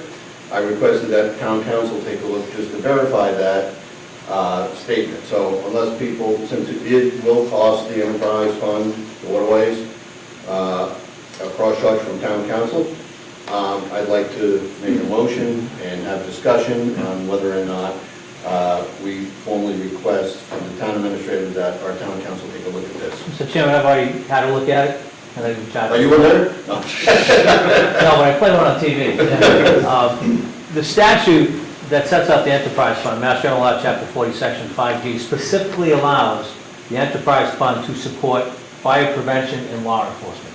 It took council about 3 minutes, so you owe me like $1.30. But it is completely allowable to use the enterprise fund to support. That's why we can buy the fireboat. We can also support the law enforcement from the waterways account. It's specifically in the statute. So in the statute too, Jim, are two other areas that I'd like to send a letter to you requesting that we look at. In the enterprise fund manual, it states that salaries and wages have to be used, and I'll quote, are incurred directly by the enterprise fund for an enterprise employees only. So we're subsidizing salaries of another department, and I know you're very comfortable with it. I just would like to get a read on that as well as the fact that this has nothing to do with town council. I think one of the reasons, and you inherited this, one of the reasons that we got to the predicament is because there wasn't any public disclosure of how this process went down from the beginning. One of the second areas there is that the Director of Accounts of the Commonwealth of Massachusetts recommends that every community with an enterprise fund establish a written internal policy regarding indirect cost allocations and should review this policy annually. So I don't know if we have a written internal policy that's discussed annually.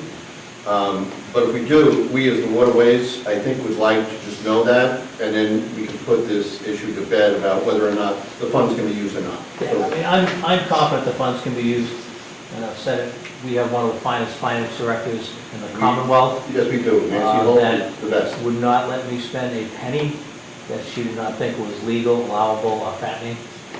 She is outstanding. She has vetted this. I can ask council whatever you want, write it down, I'll send it to her, but I'm guaranteeing you that And we this overheard is about the allowable copy, too. expense. I think the conversation we had, Mr. Chairman, was this meeting that is taking place on May 6th needs to take place in October. Watch this. When the, March 6th, whatever, I don't even know what day it is. Okay. Needs to take place in October when the budgets are being put together, not when it's all done. Correct.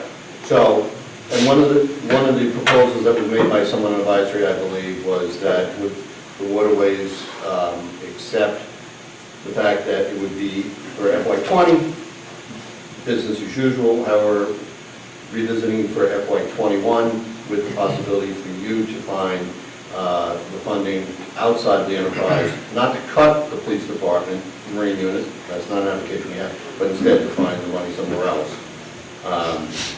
Well, are you saying that the board is saying that they want to do that? At this point, I don't think we've come to a formalization of the group. No, well, I said the advisory came up with that, and that's something that I wanted to, when the advisor asked me to comment, as you know, I was there, I said I would have to talk with the Waterways, and there's an advisory meeting tomorrow, and they've asked us to come back and tell us what we think of that, so, go ahead, Mike. I'm just saying, you were asking him to go back and... No, he's not going to go back. Okay, yeah. I'm going back to advisory tomorrow to report how the Waterways Committee,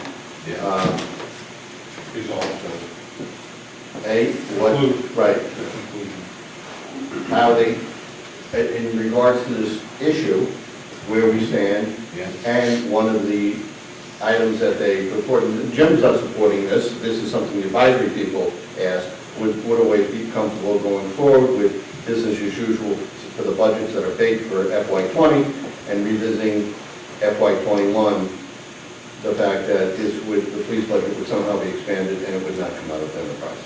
I see, okay. So I'm going to open that up for discussion to the members of the Waterways, because I told them I could not speak for the Waterways Committee as in total. As an individual, I thought that certainly was great. I don't necessarily think Jim will agree with me, but that being said, Tucker?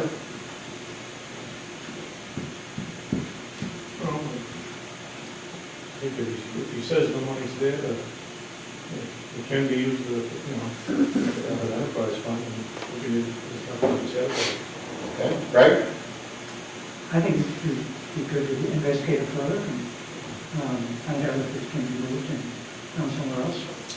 But I think the question is for this year, Yeah, no, just, stays the way it is this year. We're talking about budget for 2021. Correct. Michael? And I'm fine with it staying the way that it is this year, and as far as I'm concerned, it looks like they have the ability to use Waterways Enterprise Fund for that service, right, supporting, the activities of the water for law enforcement, right? That is correct. Right, so we've got that. That's what we're reading on this. That is Right, so I'm still kind of in the camp that I think that they should be able to use that money, 45,000, as long as some oversight by the Waterways group, that we know what's going to be spent each year for. Okay, fair enough. David? I think the last... Excuse me 1 second, I assume you're staying. Okay.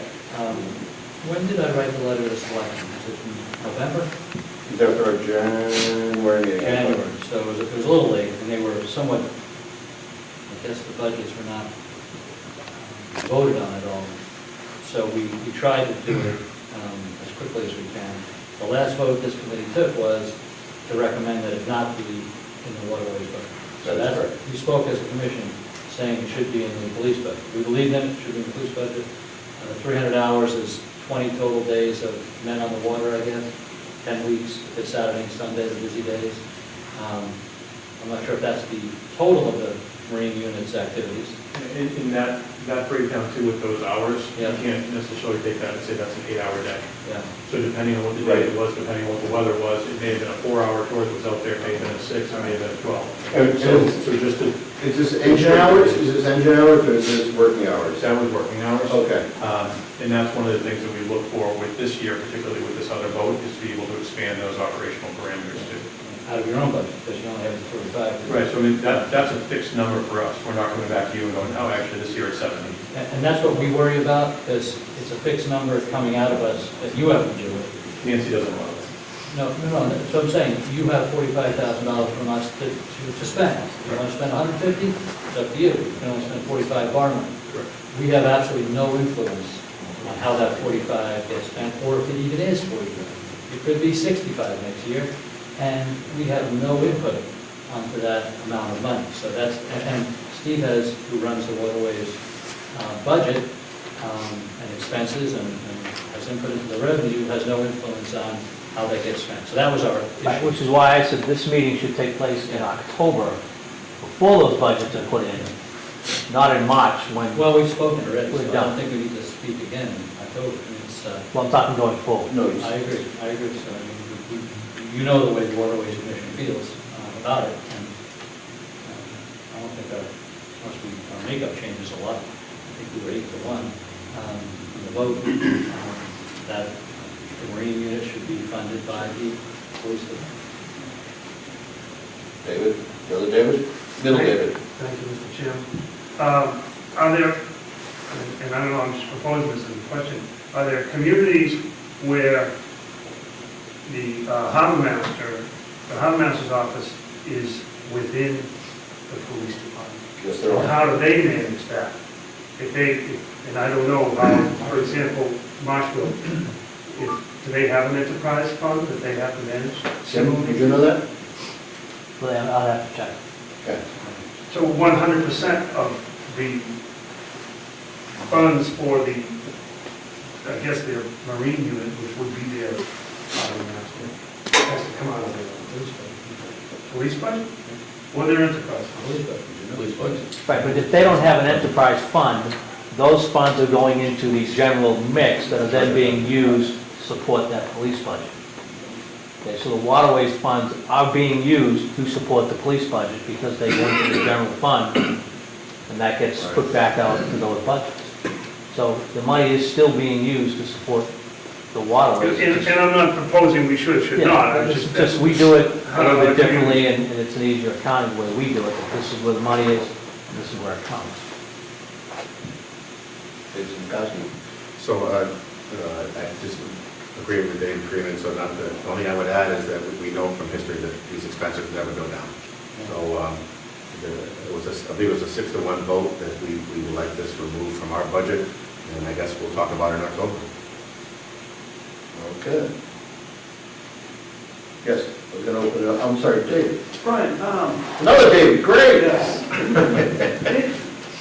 I mean, I don't want to take any votes away from Stephen, but, I mean, isn't there kind of a redundancy going on here? I mean, should we kind of do a head count here, how many boats with sirens we have in the harbor, and say, all right, well, I mean, granted, shit, I leave the harbor 160 times a year. I mean, stuff happens on a Tuesday afternoon, on a Saturday afternoon, it doesn't matter. At some point, we've got all these extra boats laying around. I mean, for the sake of a phone call, somebody's stranded someplace. Those guys are sitting around down there, and they've got, you know, they can be on a boat within 30 seconds. These guys that might take a phone call, they got to drive from here to get down to a boat. But at some point, there's still 3 or 4 boats that are just sitting there doing nothing. I mean, can we do a head count of see where there's so much overlap that we don't need that much overlap? Very well said. Very fair point, David. As a matter of fact, one of the things that I mentioned, not in the waterways meeting, but individually to some of the members of the committee, is we actually need to take a look at all the expenses and figure out whether or not we have too many resources. right? Because as we've grown, and I'm sure Steve is going to be able to justify this, or at least I hope Steve will be able to justify it. And if he can't, then obviously then we would want to make a recommendation to the town administrator accordingly. But it's a very fair point. And we, his comment, Deputy Thompson, so if there was a Monday and you're not scheduled to be out there, is there any reason why the harbor master wouldn't use your boat? Yeah, but under the current operating conditions, no. So there's, right now, Stephen, the harbor master's office has a whole number of boats that he would use. No, Right now, they're two different. Yeah, the gentleman's asking, is it redundant? Could we lose one boat? So could one be in a parking lot, in a trailer for emergency? But that's the question he's asking. Not that we have too many people, but we have too many boats.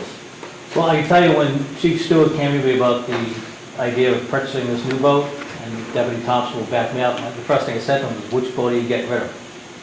And he said, what do you mean? I said, you're not getting another boat. You can replace a boat, but we're not going to have the Scituate Navy. So if you get a boat, you will get rid of a boat, and that's what we're going to do. The other thing we've talked about is, we had a meeting in November, or October, November, with the police, fire, harbor master. We lack standard operating procedures which need to be developed as to who's responsible for what, who communicates what. You know, when the police go out, we're going to be in the river, Steve could be someplace else. And then the other thing we talked about is we're getting a new fire boat, we're getting a new police boat. Everybody has to be trained on the operation of those boats. So we're not standing down there saying, oh, he doesn't know how to drive this one, we got to wait for the other guy to come down. And then we get into that consolidation of boats and things like that. But everybody's going to be trained on that new boat. Everybody's going to be trained on the fire boat when it comes in. So if we got to go, and we need someone to drive the boat, first person there that can drive the boat is going to drive the boat. So the harbor master will be trained on the new police boat? Everybody's going to be trained on all the boats, yes. We have 7 boats. Do you think that's a good number? Hard for me to answer that because my, real interaction with the harbor is when it comes splashing into the street. I did try to get a mooring in my contract, but I don't have a boat, so I wouldn't get one. But I think we have to look at it, yeah. I mean, it seems like that's a lot of boats. If Steve has 6 boats, that's a lot of boats. And this committee and I will have to look at it and say, what are the boats, what are we using them for, why do we have them, are they all on slip, are they a trailer? The one thing this new police boat does give us is we can have a boat in the water all the time. The boat can stay in the water. We don't have that capacity. Thank you. Okay. Chief, I have to say, just when we were advocating for the fire harbor master boat, I don't need a boat every day. When I need a boat, I need a boat with a platform, a working platform. That's what it shows as boat. I do have an 18-foot maritime skip that we use for training, that when we get this new boat, that can be reallocated somewhere else, the harbor master needs a boat, whatever. So we just need a boat those days when we got training, or if we get an emergency where it's fire, the EMS has that for fire. So that's not needed. I don't need a boat every day. When I need one, I need a good platform. And we know that the existing boat would have a problem with any type of marina fire where there's oil and gas involved in terms of It's being. not gonna work. Right. What are we talking about? Geez, 60 gallons a minute versus 2,000? About 1,500, yeah. So, we need full capability to put a fire up, so. The new boat's gonna give us that, as far as, and we have a positive, go back to do a dive training. We try to put 3 dives on an 18-foot maritime skip. No, it's not great. It's not a lot of that, so. Okay. So, we're making that change. We will an 18-foot that can be reallocated. Brad White? I've got a question for the panel here. Very impressive. Thanks for coming. I will tell you that I've been in the harbor for about 55 years, and the whole harbor was run by one 17-foot Boston whaler for 40 of those years. So it's quite impressive how times have changed and how we need different resources. But it's almost like, and don't take this the wrong way, who do you call? Ghostbusters. Are we calling you? Are we calling the Coast Guard? Because as a licensed dry captain, we have 80 of me. And we do about 2,000 trips a year. So there's 240 sets of eyeballs that if we help communicate, if we could get you a matrix roster of who we are, and then if we had a matrix roster of who you are, if we need it, are we calling Channel 16? If it's up to 3 miles, Harbor Master, and over 3 miles, or all times Coast Guard, or a combination of the two. So that's question 1. And we can't get a roster for you. That might be helpful because with these different agencies, it's challenging for us as charter boat operators to be boarded when we have clients.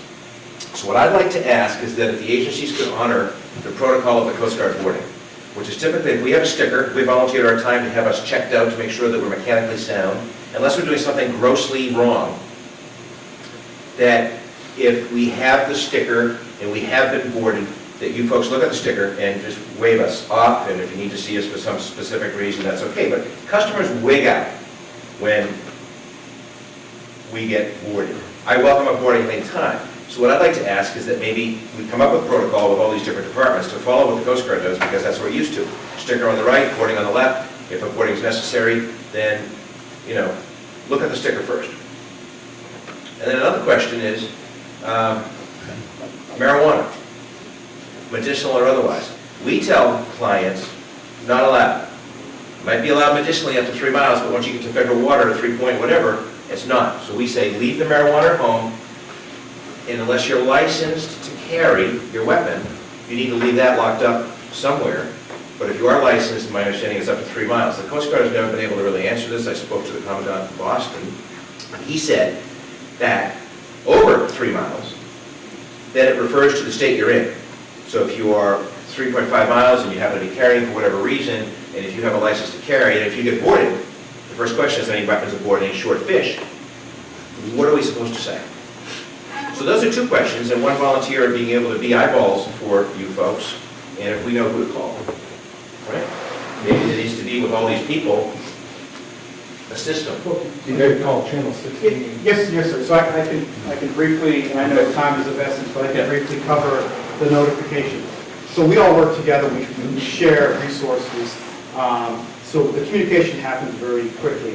The Coast Guard would always prefer that you contact us on Channel 16 for a couple reasons. One, 16, on our high-level sites, we have one high tower in Cohasset, which covers this area fantastic with direction finding and recording capabilities. So if you can only get off a 2 or 3 second mayday, mayday, mayday, our Rescue 21 system is going to direction find you and pinpoint where you're at. Yep. You're going down, that's how you can get out, as well as being able to play back that recording. From there, our command center will go ahead and use what we call quick reference cards, QRCs, and contact all the partner agencies within that specific region. So if you're calling 3 miles off of Scituate, hey, I'm taking on water, I've got a medical emergency, Coast Guard's going to log that initial call and then disperse resources, whether it be our resources or getting the right partner agencies on the water, whether it be medical, police, harbor master, having the EMS meet us at the dock. 16 is always going to be our plug, because we're trying to get boaters in the mindset of carrying a VHF radio versus a cell phone, just because there's reliability, waterproof issues on a boat with a cell phone. That's part one.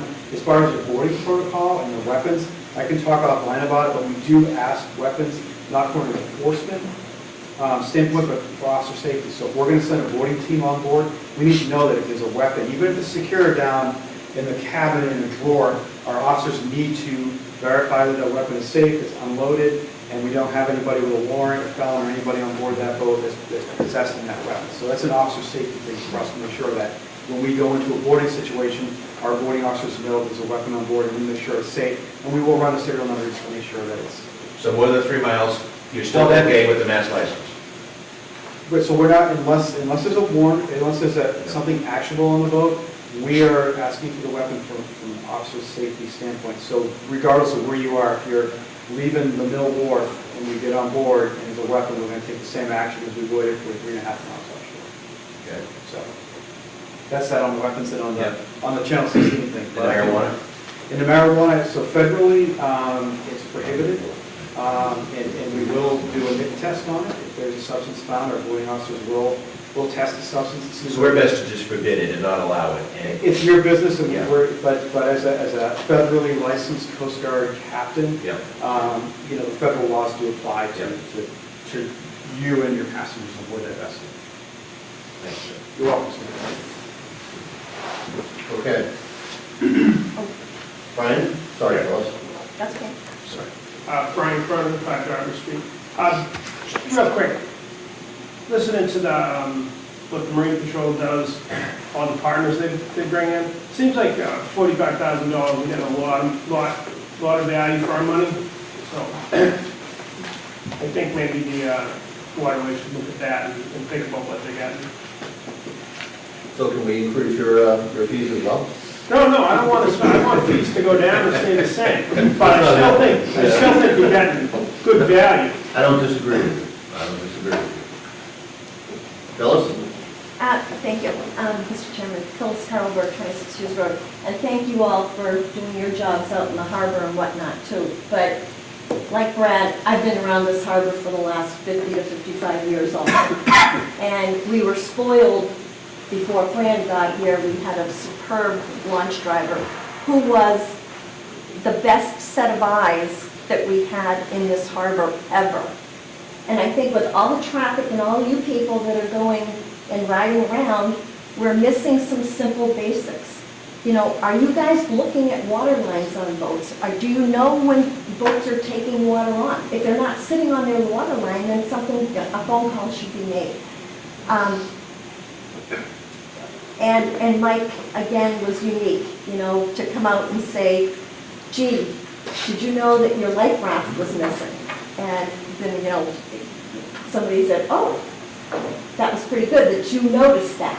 But there's a lot of money sitting out in this harbor, and I think people are looking for you, especially for the extra $125 that we've been having to give to you folks patrolling the harbor, to be the eyes of the harbor, so that these things don't happen. Because I will never understand how a little center console would go under and turtle with 4 to 6 boats standing around watching it. I mean, that's unexcusable. It shouldn't happen in the harbor. Not with how many boats we have and whatnot. And these are some, yeah, it's not all the big things that you guys all have to think about too, but they are simple concerns for the people on the moorings and in the slips and everything else. And I think that needs to be very, come up to the top of the list. Okay, thank you, Thank Phyllis. you. So, if we can bring it back to, sure, if we can bring it back to the discussion areas, we've kind of gone a little far afield on some of these, so if it's related to what Deputy Chief was talking about and the finances related to the waterways, that's great. Sure, you name and... Yeah, my name's Chris Newhall, I live on 7 Strawberry Lane. You know, I guess do have a little bit of a concern in terms of, you know, the fees that the police department's charging back to the Waterways Commission. I think we've got a lot of other partners that get funding from boat registrations, from, you know, the federal government and things like that. Whereas the user fees that are, you know, getting charged by the Waterways Commissions and things like that, that's a much smaller pool. And there's a lot of overlap in the jurisdiction, it would seem, between these agencies. And, you know, it does seem like a bit of a waste of resources to have a Marine unit and a Coast Guard unit both patrolling the harbor simultaneously if there's not a need for that. And then to have those fees disproportionately borne by the users of the harbor, whereas, you know, again, if it's really patrolling the spit, I mean, how many of those people on the spit that are potentially causing issues are actually the people paying these fees? And is that just getting disproportionately borne by a user group, even though it's really a public service? So that's one of my concerns, just again, listening to some of the meetings over the last few months and hearing about how these fees are getting appropriated. Thank you. Anyone else? Brian, can I just point out that $45,000 is not the total sum of what the police department spends on its waterways unit? Yeah, I mentioned that before, Jim. Portion of it. Yeah, I mentioned that before, that it's strictly salaries, it's not 100% of the salaries to support the endeavor for the summer, and it doesn't cover anything related to the maintenance of the boat, the acquisition of the boat, et cetera, et cetera. Correct? David in the back? Yeah. You have to have one more David. Yeah, might as well join the crowd. Dave Goffney, Clap Road, Scituate. Not South Situate anymore? No, I moved. Just a couple of things in regards to the police and the revenues and all those things. What I'd like to just suggest that maybe you look at not only us that already pay, to pay more, we see the expense that the kayakers, paddleboarders, that brings to our harbors, the rivers, Bassins Beach, wherever it's all going, Marshfield, the whole 9 yards. The trailer boats that come in that don't spend a dime worth of gas in our harbor, or they don't buy any at the convenience store here. They come preloaded. They have the right to access the harbor, but I just want to make sure that we're not always hitting the same people that are getting hit all the time, and that all bases of revenue could be looked into. Whether it's a decal on a kayak, you know, they don't pay, in specific kayaks, they don't pay excise tax, they don't pay a launch fee, they don't pay for anything, but they require year after year more effort and more energy from all departments. And I just, there's got to be fairness, I guess, across the board versus just because I pay, then I'm going to pay more. I don't mind paying, I'll pay. I know what this harbor means to myself and my family. And, I'd like to just make sure that we cover all the bases versus just keep whacking the same one. So that is something that we should have some discussions on regarding some of these other small watercraft, to use that language.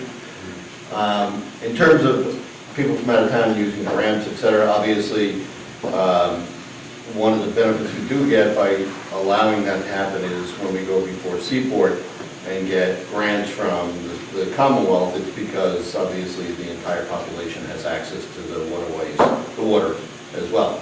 So we do receive some quid pro quo, so to speak, from the Commonwealth in terms of revenue back to us in some of our grants. But I agree with you on some of these smaller watercrafts, 100%. And that's something we should certainly add to new business. Leanne, if you would, help us on that. Sean? Can I piggyback on what David just said? And I think I've heard in the past 20 years the answer is no, but, you know, if we could revisit it again. Jericho Road parking lot, the ramp. You know, we got state funds for that years ago, but is the answer still no, that we can't charge some type of a sticker fee? David's point, I mean, he's absolutely right. You can charge for parking. Sorry? You can't charge a ramp fee, but you can charge a parking fee. Okay. But can we charge a sticker fee on any small watercraft? And would you folks be able to enforce it? I don't know if you'd be able to, you know. I know that you can charge parking fee. You charge for the ramp. You can't charge the ramp. But you could charge charge the parking. fee would be set by the state. You have to go to the state for the Parking. for the parking. We checked into that, and no parking fees allowed, state money made to make that ramp. In Mashpee, we did it, and they're down there with the Here's state a ramp. perfect example, you know, you get everyone saying yes, no. Let's find out. You know, go back and try to run parking spots. I can call the Fishing and Boating Access Bureau. I know Mashpee does it. One thing that would be helpful. State for program. But just let me just jump on. The Board of Selectmen was also told we couldn't charge suitable fees for out of town and in town for slip fees. County gross, big difference, but there can be a difference. Now there is. But for the first 10 years I was on the board, no, you have to be the same. More fees have to be the same. Well, slip fees don't have to be the way it's always has to be. Because the slip holder is getting other services that town people are already paying for, and that's why they're able to charge different for an out of town. The slips. Chief Rick? There was a study done some time ago with some college kids. They specified Jericho Road. They found out that a big number of these boats parking all day were from out of town. They do have access, and there may be restrictions as far as getting grants and state funded ramps, but you may be able to charge the harbor use fee. That fee is paid by everybody, the moorings, boat slip people, and why not people that use the ramp? It's not, we're not charging them to use the ramp, but we are charging them to have to pay something into the public service that's given and provided by a lot of people in this room that provides that harbor use fee that the harbor master gets, and that's part of his providing safety for the boating community. And that could be a sticker program that you have to have a sticker, harbor use features. If you have your boat in Scituate Harbor, you have to participate in this just like every morning, every slip does, and you want to participate, you want to park, you can park for free, but you've got to have a sticker there if you come to Scituate Harbor. Just a thought. Okay, sticker on the boat? So to say you pay your harbor use fee, $125 a year, we all pay, why not the people that come in from On out the boat, right? Right. It may actually apply to what Mr. Doffey was saying too, is that, kayaks are small. Yeah, it's a way to actually share the revenue, share the cost of all the resources we're talking about to everybody that's in the harbor. Because like I said, a lot of those boats coming in from even far as Taunton, because it costs nothing to boat in Scituate. I don't know if I'll call the water on it, but the only one that you're charging that fee to are the people that are watching their boats. Because I can bring my boat in from the water, and you're not charging me a harbor use fee. We're only charging the people who are using the ramp, even though we're calling it a harbor use fee. It's only those people putting their boats in the water that are going to be paying that fee, so. That's why fishing and boating access, when they put those ramps in, it was to allow people to access the water. Parking. There was a big study done on this, with the court actually, can they charge a harbor use fee? You know, I don't think it restricted who you can charge, because for a long time, it was just slip owners, and then went to mooring owners as well. So to be fair to everybody, why not the person that's actually launching their boat every Saturday? You know, it's just thought of ways to try to make sure everybody's paying it. Again, I'm always looking for ways to get money, so don't think I don't like this idea, but the chief just said, the people who are launching their boats every weekend. Well, that means you're charging them to use the boat launch, and that's not allowed. Once they get into the water, you're charging. We're charging them for harbor use fee. But if I take my boat, and I don't have a boat, but if I come from Cohasset and come steaming into the harbor, I'm using the harbor, Right. but I'm not paying a harbor use fee unless you're gonna have Steve sitting at the harbor with a toll gate saying, welcome to Scituate Harbor, pay your harbor use fee. Easy So- pass. Easy pass. Yeah, I just think it careful, that's what I'm saying. Yeah, I'm not saying to do it, it's something maybe you can look into, is it an option? It sounds fair, but maybe it's not legally either. These are great ideas. I mean, we should have brainstorming sessions already. Peter Troy from Organic Road again. I keep my boat in Hingham, and the user fees there they're pretty high. And I like a lot of the ideas that are getting bounced around here, but one thing I suggest you do is if you're going to look at a universal waterways use permit, is that you provide reciprocity for those who are already paying in other communities. Now, you might have somebody with a kayak that has one from Hingham, or a motorboat that wants to come in and they want to get gasoline, for instance, so they want to visit one of the restaurants. And I think it would be kind of productive to try to have them buy an annual fee when they've already paid an annual fee. So I think that's an idea that you might want to toss around when you're looking at regulations and fees and how it's going to work. Just my thoughts. Fair enough, thank you. We kind of wandered far afield here. That was great brainstorming. That was good. You're welcome. We should have another one of those on experience. So, I think where we are on the Marine unit, Deputy Chief, thank you so much. The rest of the team, we appreciate all the information you guys provided, thank you very much. We're at a point where we're ready to vote once to send a letter, we've done that. I think we've exhausted that. Again, I think we agree individually that the services that are provided have value. The question becomes whether or not the revenue can be found somewhere else, be given directly to the police department to manage without having to go through the process of transferring it out of the waterways fund. So I think we'll probably table it and then pester Jim over the summer and see whether or not we can revisit this thing in FY21. Okay? All right. So, moving on. Shellfish Committee meeting update. Gentlemen, if you have places to go, please go. Thank you so much. Thank you very much.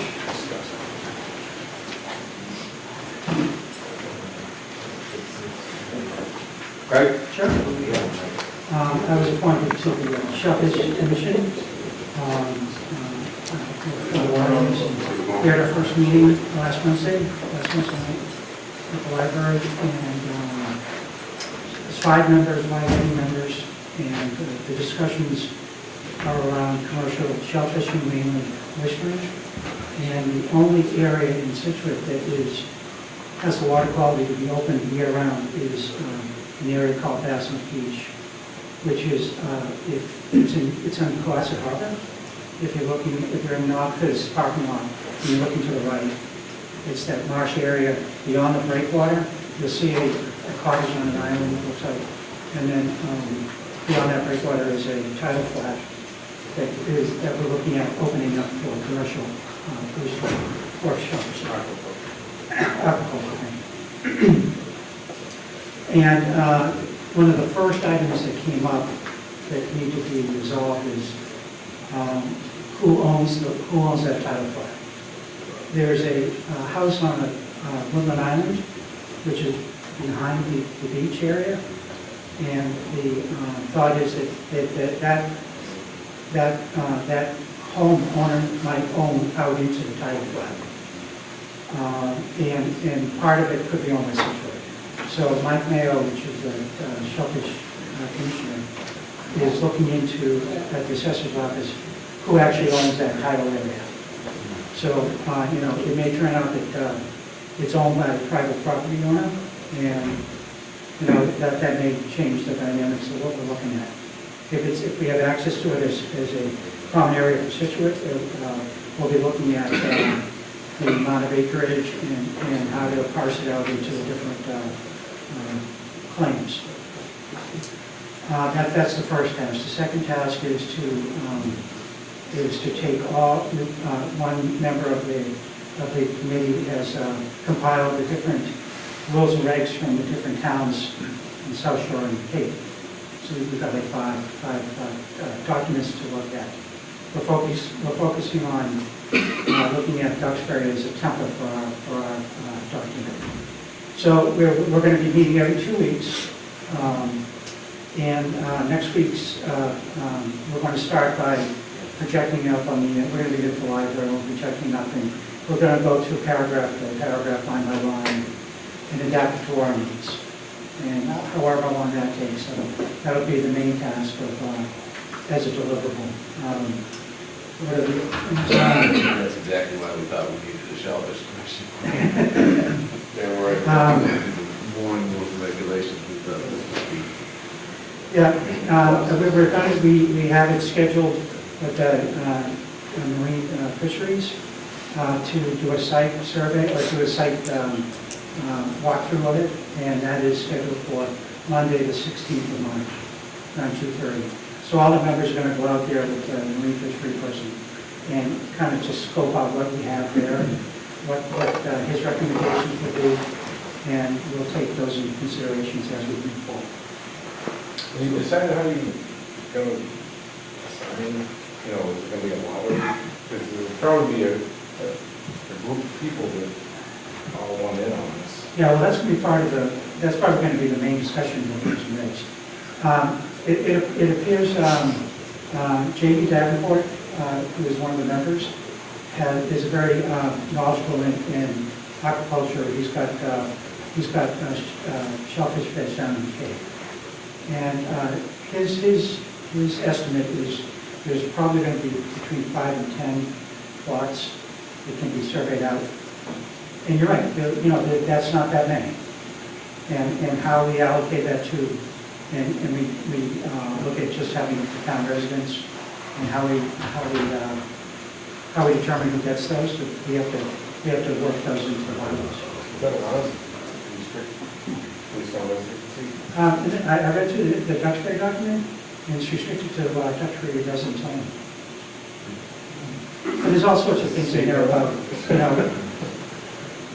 there's all sorts of things in that document. There are legalese as far as the licensee and how you can't transfer it to another family member, and there's all those things that are in there. and it's like a 3 to 5 year period, and you have to go through you have to report every year, and the shellfish commissioner has to go out there and inspect and make sure that you are doing what you say you're doing.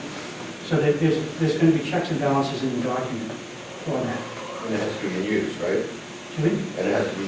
Oh, yeah, it has to be informed. used. Oh, yeah. Right, correct. That's part of the process. You know, Sure. you can't just win the lottery and not do anything with it. Well, it's like $25 if you were a competitor, right? $25 an acre, it's not that much out of your pocket to do it.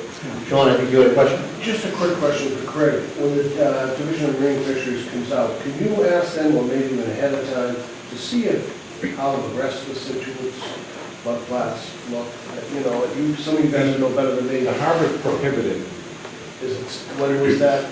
That means nobody can grow. No, I know what it means, but when was that said it was prohibited? Before we started silver and glitz? It's been prohibited for years, and I spoke to, when I took my shellfish course, I spoke to DMF, and the reason it was prohibited is because we didn't have a full-time shellfish constable. So, the person that was doing it was a teacher, and I think they felt that you couldn't, you know, if they sent out a notice that the shellfish beds had to be closed because something happened, he was not able to respond quick enough to close it, and it's a health issue. So, do I raise a good question that maybe? Yeah, we have? I had asked to have a sanitary survey done in the harbor, and they take about 3 years to complete. Just to get the ball rolling, Well, I believe they, I had asked the shellfish constable, Mike DeMayo, 2 years ago to start that, and I believe it has been started because they were doing water quality samplings. I see DMF come down with their boat and go through the harbor now. Yeah, Mike said there. Yes. We're trying to expand the time that the river is open. I think what is it, December 1st to end of May? And he's trying to get it opened up to September 1st to the end of May. So not to be devil's advocate here, if the harbor can't be open because we don't have a full-time shellfish constable, but that's what they. Bassins Beach can be opened. It's got to do with water quality, you know. It has nothing to do with water It quality. has nothing to do with water quality. But I don't think they came back to do the sanitary survey because. Well, if we had a constable, could we open up the house? We have a constable part-time. Well, I think they view him probably as, you know, readily accessible because he's on the water every day. Right. Full-time on the water. Okay. Where would you clam in the harbor? Jericho Beach? I'm not gonna tell you. You don't necessarily have, you could grow in the harbor. Yeah. The town can grow in the harbor because the town can control. We grow it here, we move it to another location that's open. We close that area for, you know, whatever the number of months the DMF specifies, and then we can open. And that's why we're able to grow, I believe. The municipality is the only person that can grow their prohibited area. Can I make a comment, Craig? Well, we have Sure. shellfish. Craig, Christian Hoffman and I went into great detail in hiring an aquaculturist out of Maryland to create the North River oyster with land off of Travis Island that we had license to use. We spent time, money, we talked to Governor Patrick when he came here to St. Patrick's Day, and got a leave on a $500,000 grant to start a business. And then we bailed. The risks are incredibly high. Somebody can come in, a 20-something person, invest a lot of money, put their farms out there, and just be wiped out by a blight in an hour. Welcome to commercial fishing. So my point is, not to be a wet blanket, would be make sure that whoever is going to be considered, that there's some type of a risk sheet, so they know. Because I hate to see a young person start a great business with a terrific idea, and we had aquaculturists tell us, look, you can just get wiped out instantly. And it raised a lot of money, and the best raised had a lot of success, because they have good flow to water, and they've got good farming, and everything that goes with it. But as an experimental stage, I would just be very careful about folks that are getting grants, because I might be a woman or minority-owned business, and all well-intended, and the whole thing goes bust overnight. And it was just very scary. The risk quotient was huge. So anyway, I love some shellfish, but I just, That was brought up as a concern on who gets the grants, yeah, is people that don't know what they're doing right. and fail. And that's not what we want. And so, as we go through these rules and regs, we're going to put some of those things in there to caution people and to get them out. Barriers to entry, maybe we call it, because you can't control it. It's the risk that you can't control is the worst risk. And that's Well, maybe we have some sort of prerequisite that you have to go through. In order to apply for one of these grants, you have to have gone through some sort of agricultural class. I think I had suggested that, early on, that Just need that Right, as a minimum, right? So, and it's going to be a very small area, and it seems like there's going to be a lot of cooperation from the people that are going to get these grants. So. well, we still don't know who's getting. Right. Okay. You're absolutely right. We don't know. But just don't be afraid to talk about that stuff, that's If all. somebody comes from upfield, but I think the people that are really interested were in that room last Wednesday. Thanks, Craig. Before we leave it, I know there's got to be a David out there with a question. Oh, there's two. Is there some sort of, kind of floor that we're going to put on the production that these things come out with? I mean, if somebody wins the lottery and they're just doing it as a hobby, where somebody else can go out and turn it into a moneymaker. That was one of the other suggestions I made originally, was if the area can produce 500 bushels a year, there should be a minimum requirement that the grower has to grow at least 350 or so that you're actually getting the benefit, because part of the benefit to the town is cleaning up the waterways. Yeah. It's keeping them If there's only 5 or 10 grants. right. You got to be working these things. 2 grants of the feed of wine and cheese probably. When I was down in Mashpee, I worked with the Shellfish Constable, and we grew bay scallops, quahogs, and oysters. And it's tough work. It's in the winter, and it's cold, and so is Washington. It looks like it could be a very productive area, and one of the big concerns is access. How are these farmers going to get out there? And we have to solve that problem too. and then let's say it's get their catch, it has to, come out of the water 4 hours in a short amount of time, and be back into a refrigerated vehicle, tag. There's a lot to it. Right, saying there's a lot of risk. Has anybody spoken to Dexter to see what part of their regulations they would change? Not yet, I will though. I'll bring it up. Because you may have regulations that are in place, and they might say, yeah, I wish we did this, or we didn't do that. Sure. Yeah, you read through the document, there's a lot of legal reasoning. I think it'd be 25 pages. Got it. Thank you, Craig. I'm sorry, Mrs. Dodd? Yes, just my understanding that all law enforcement has shellfish follow-up, and they can check your catch, they can check your licenses. If there's a shutdown, if there's something going on, they have authority to do that. So it's just in that. And the big thing about the harbor was the sanitary study hadn't been done. So with Stephen's help, that got put into place. So and there is shellfish in the harbor, and it would be a great asset. A lot of the stuff is not easy to get to that we go to now, and it would be a great recreational area for people to be able to do that in the harbor. And with all the improvements that are done, the sewer work, everything that's been done there. I'm not going to say I've eaten shellfish out of the harbor, but I'm here. Speaking from experience down in Mashpee, what we used to do is the town would grow it, and then they dump it at boat ramps, so that people could go out and spread around. That's like picking pumpkins out of a dump truck. Come on. pretty similar, but they were grown in the Mashpee River, and I wasn't eating them. Duxbury charges for that privilege? It's very Mashpee does too. Yeah, $160, I think, and Mashpee's 45 for a resident, and a couple $100 for $100. in the North River, by the way, was a Travis Island area, there's totally brand new propagation of all natural oysters, so something's changed with the river that is promoting natural growth, which is great to see. Yeah, we've grown in the harbor too. They're all over the place. First time I've seen that. Yeah, there's mussels getting.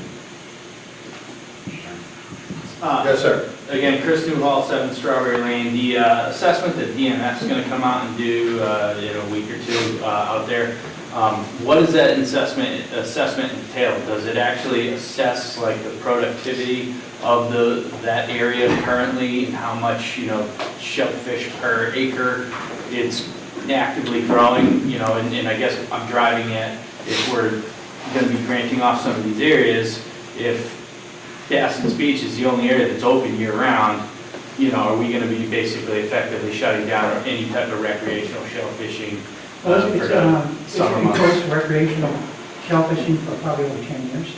There isn't anything there right now. So there's nothing, it's not open to shellfishing now. It's approved for shellfishing. Is It's it approved. closed just because of our town regulations?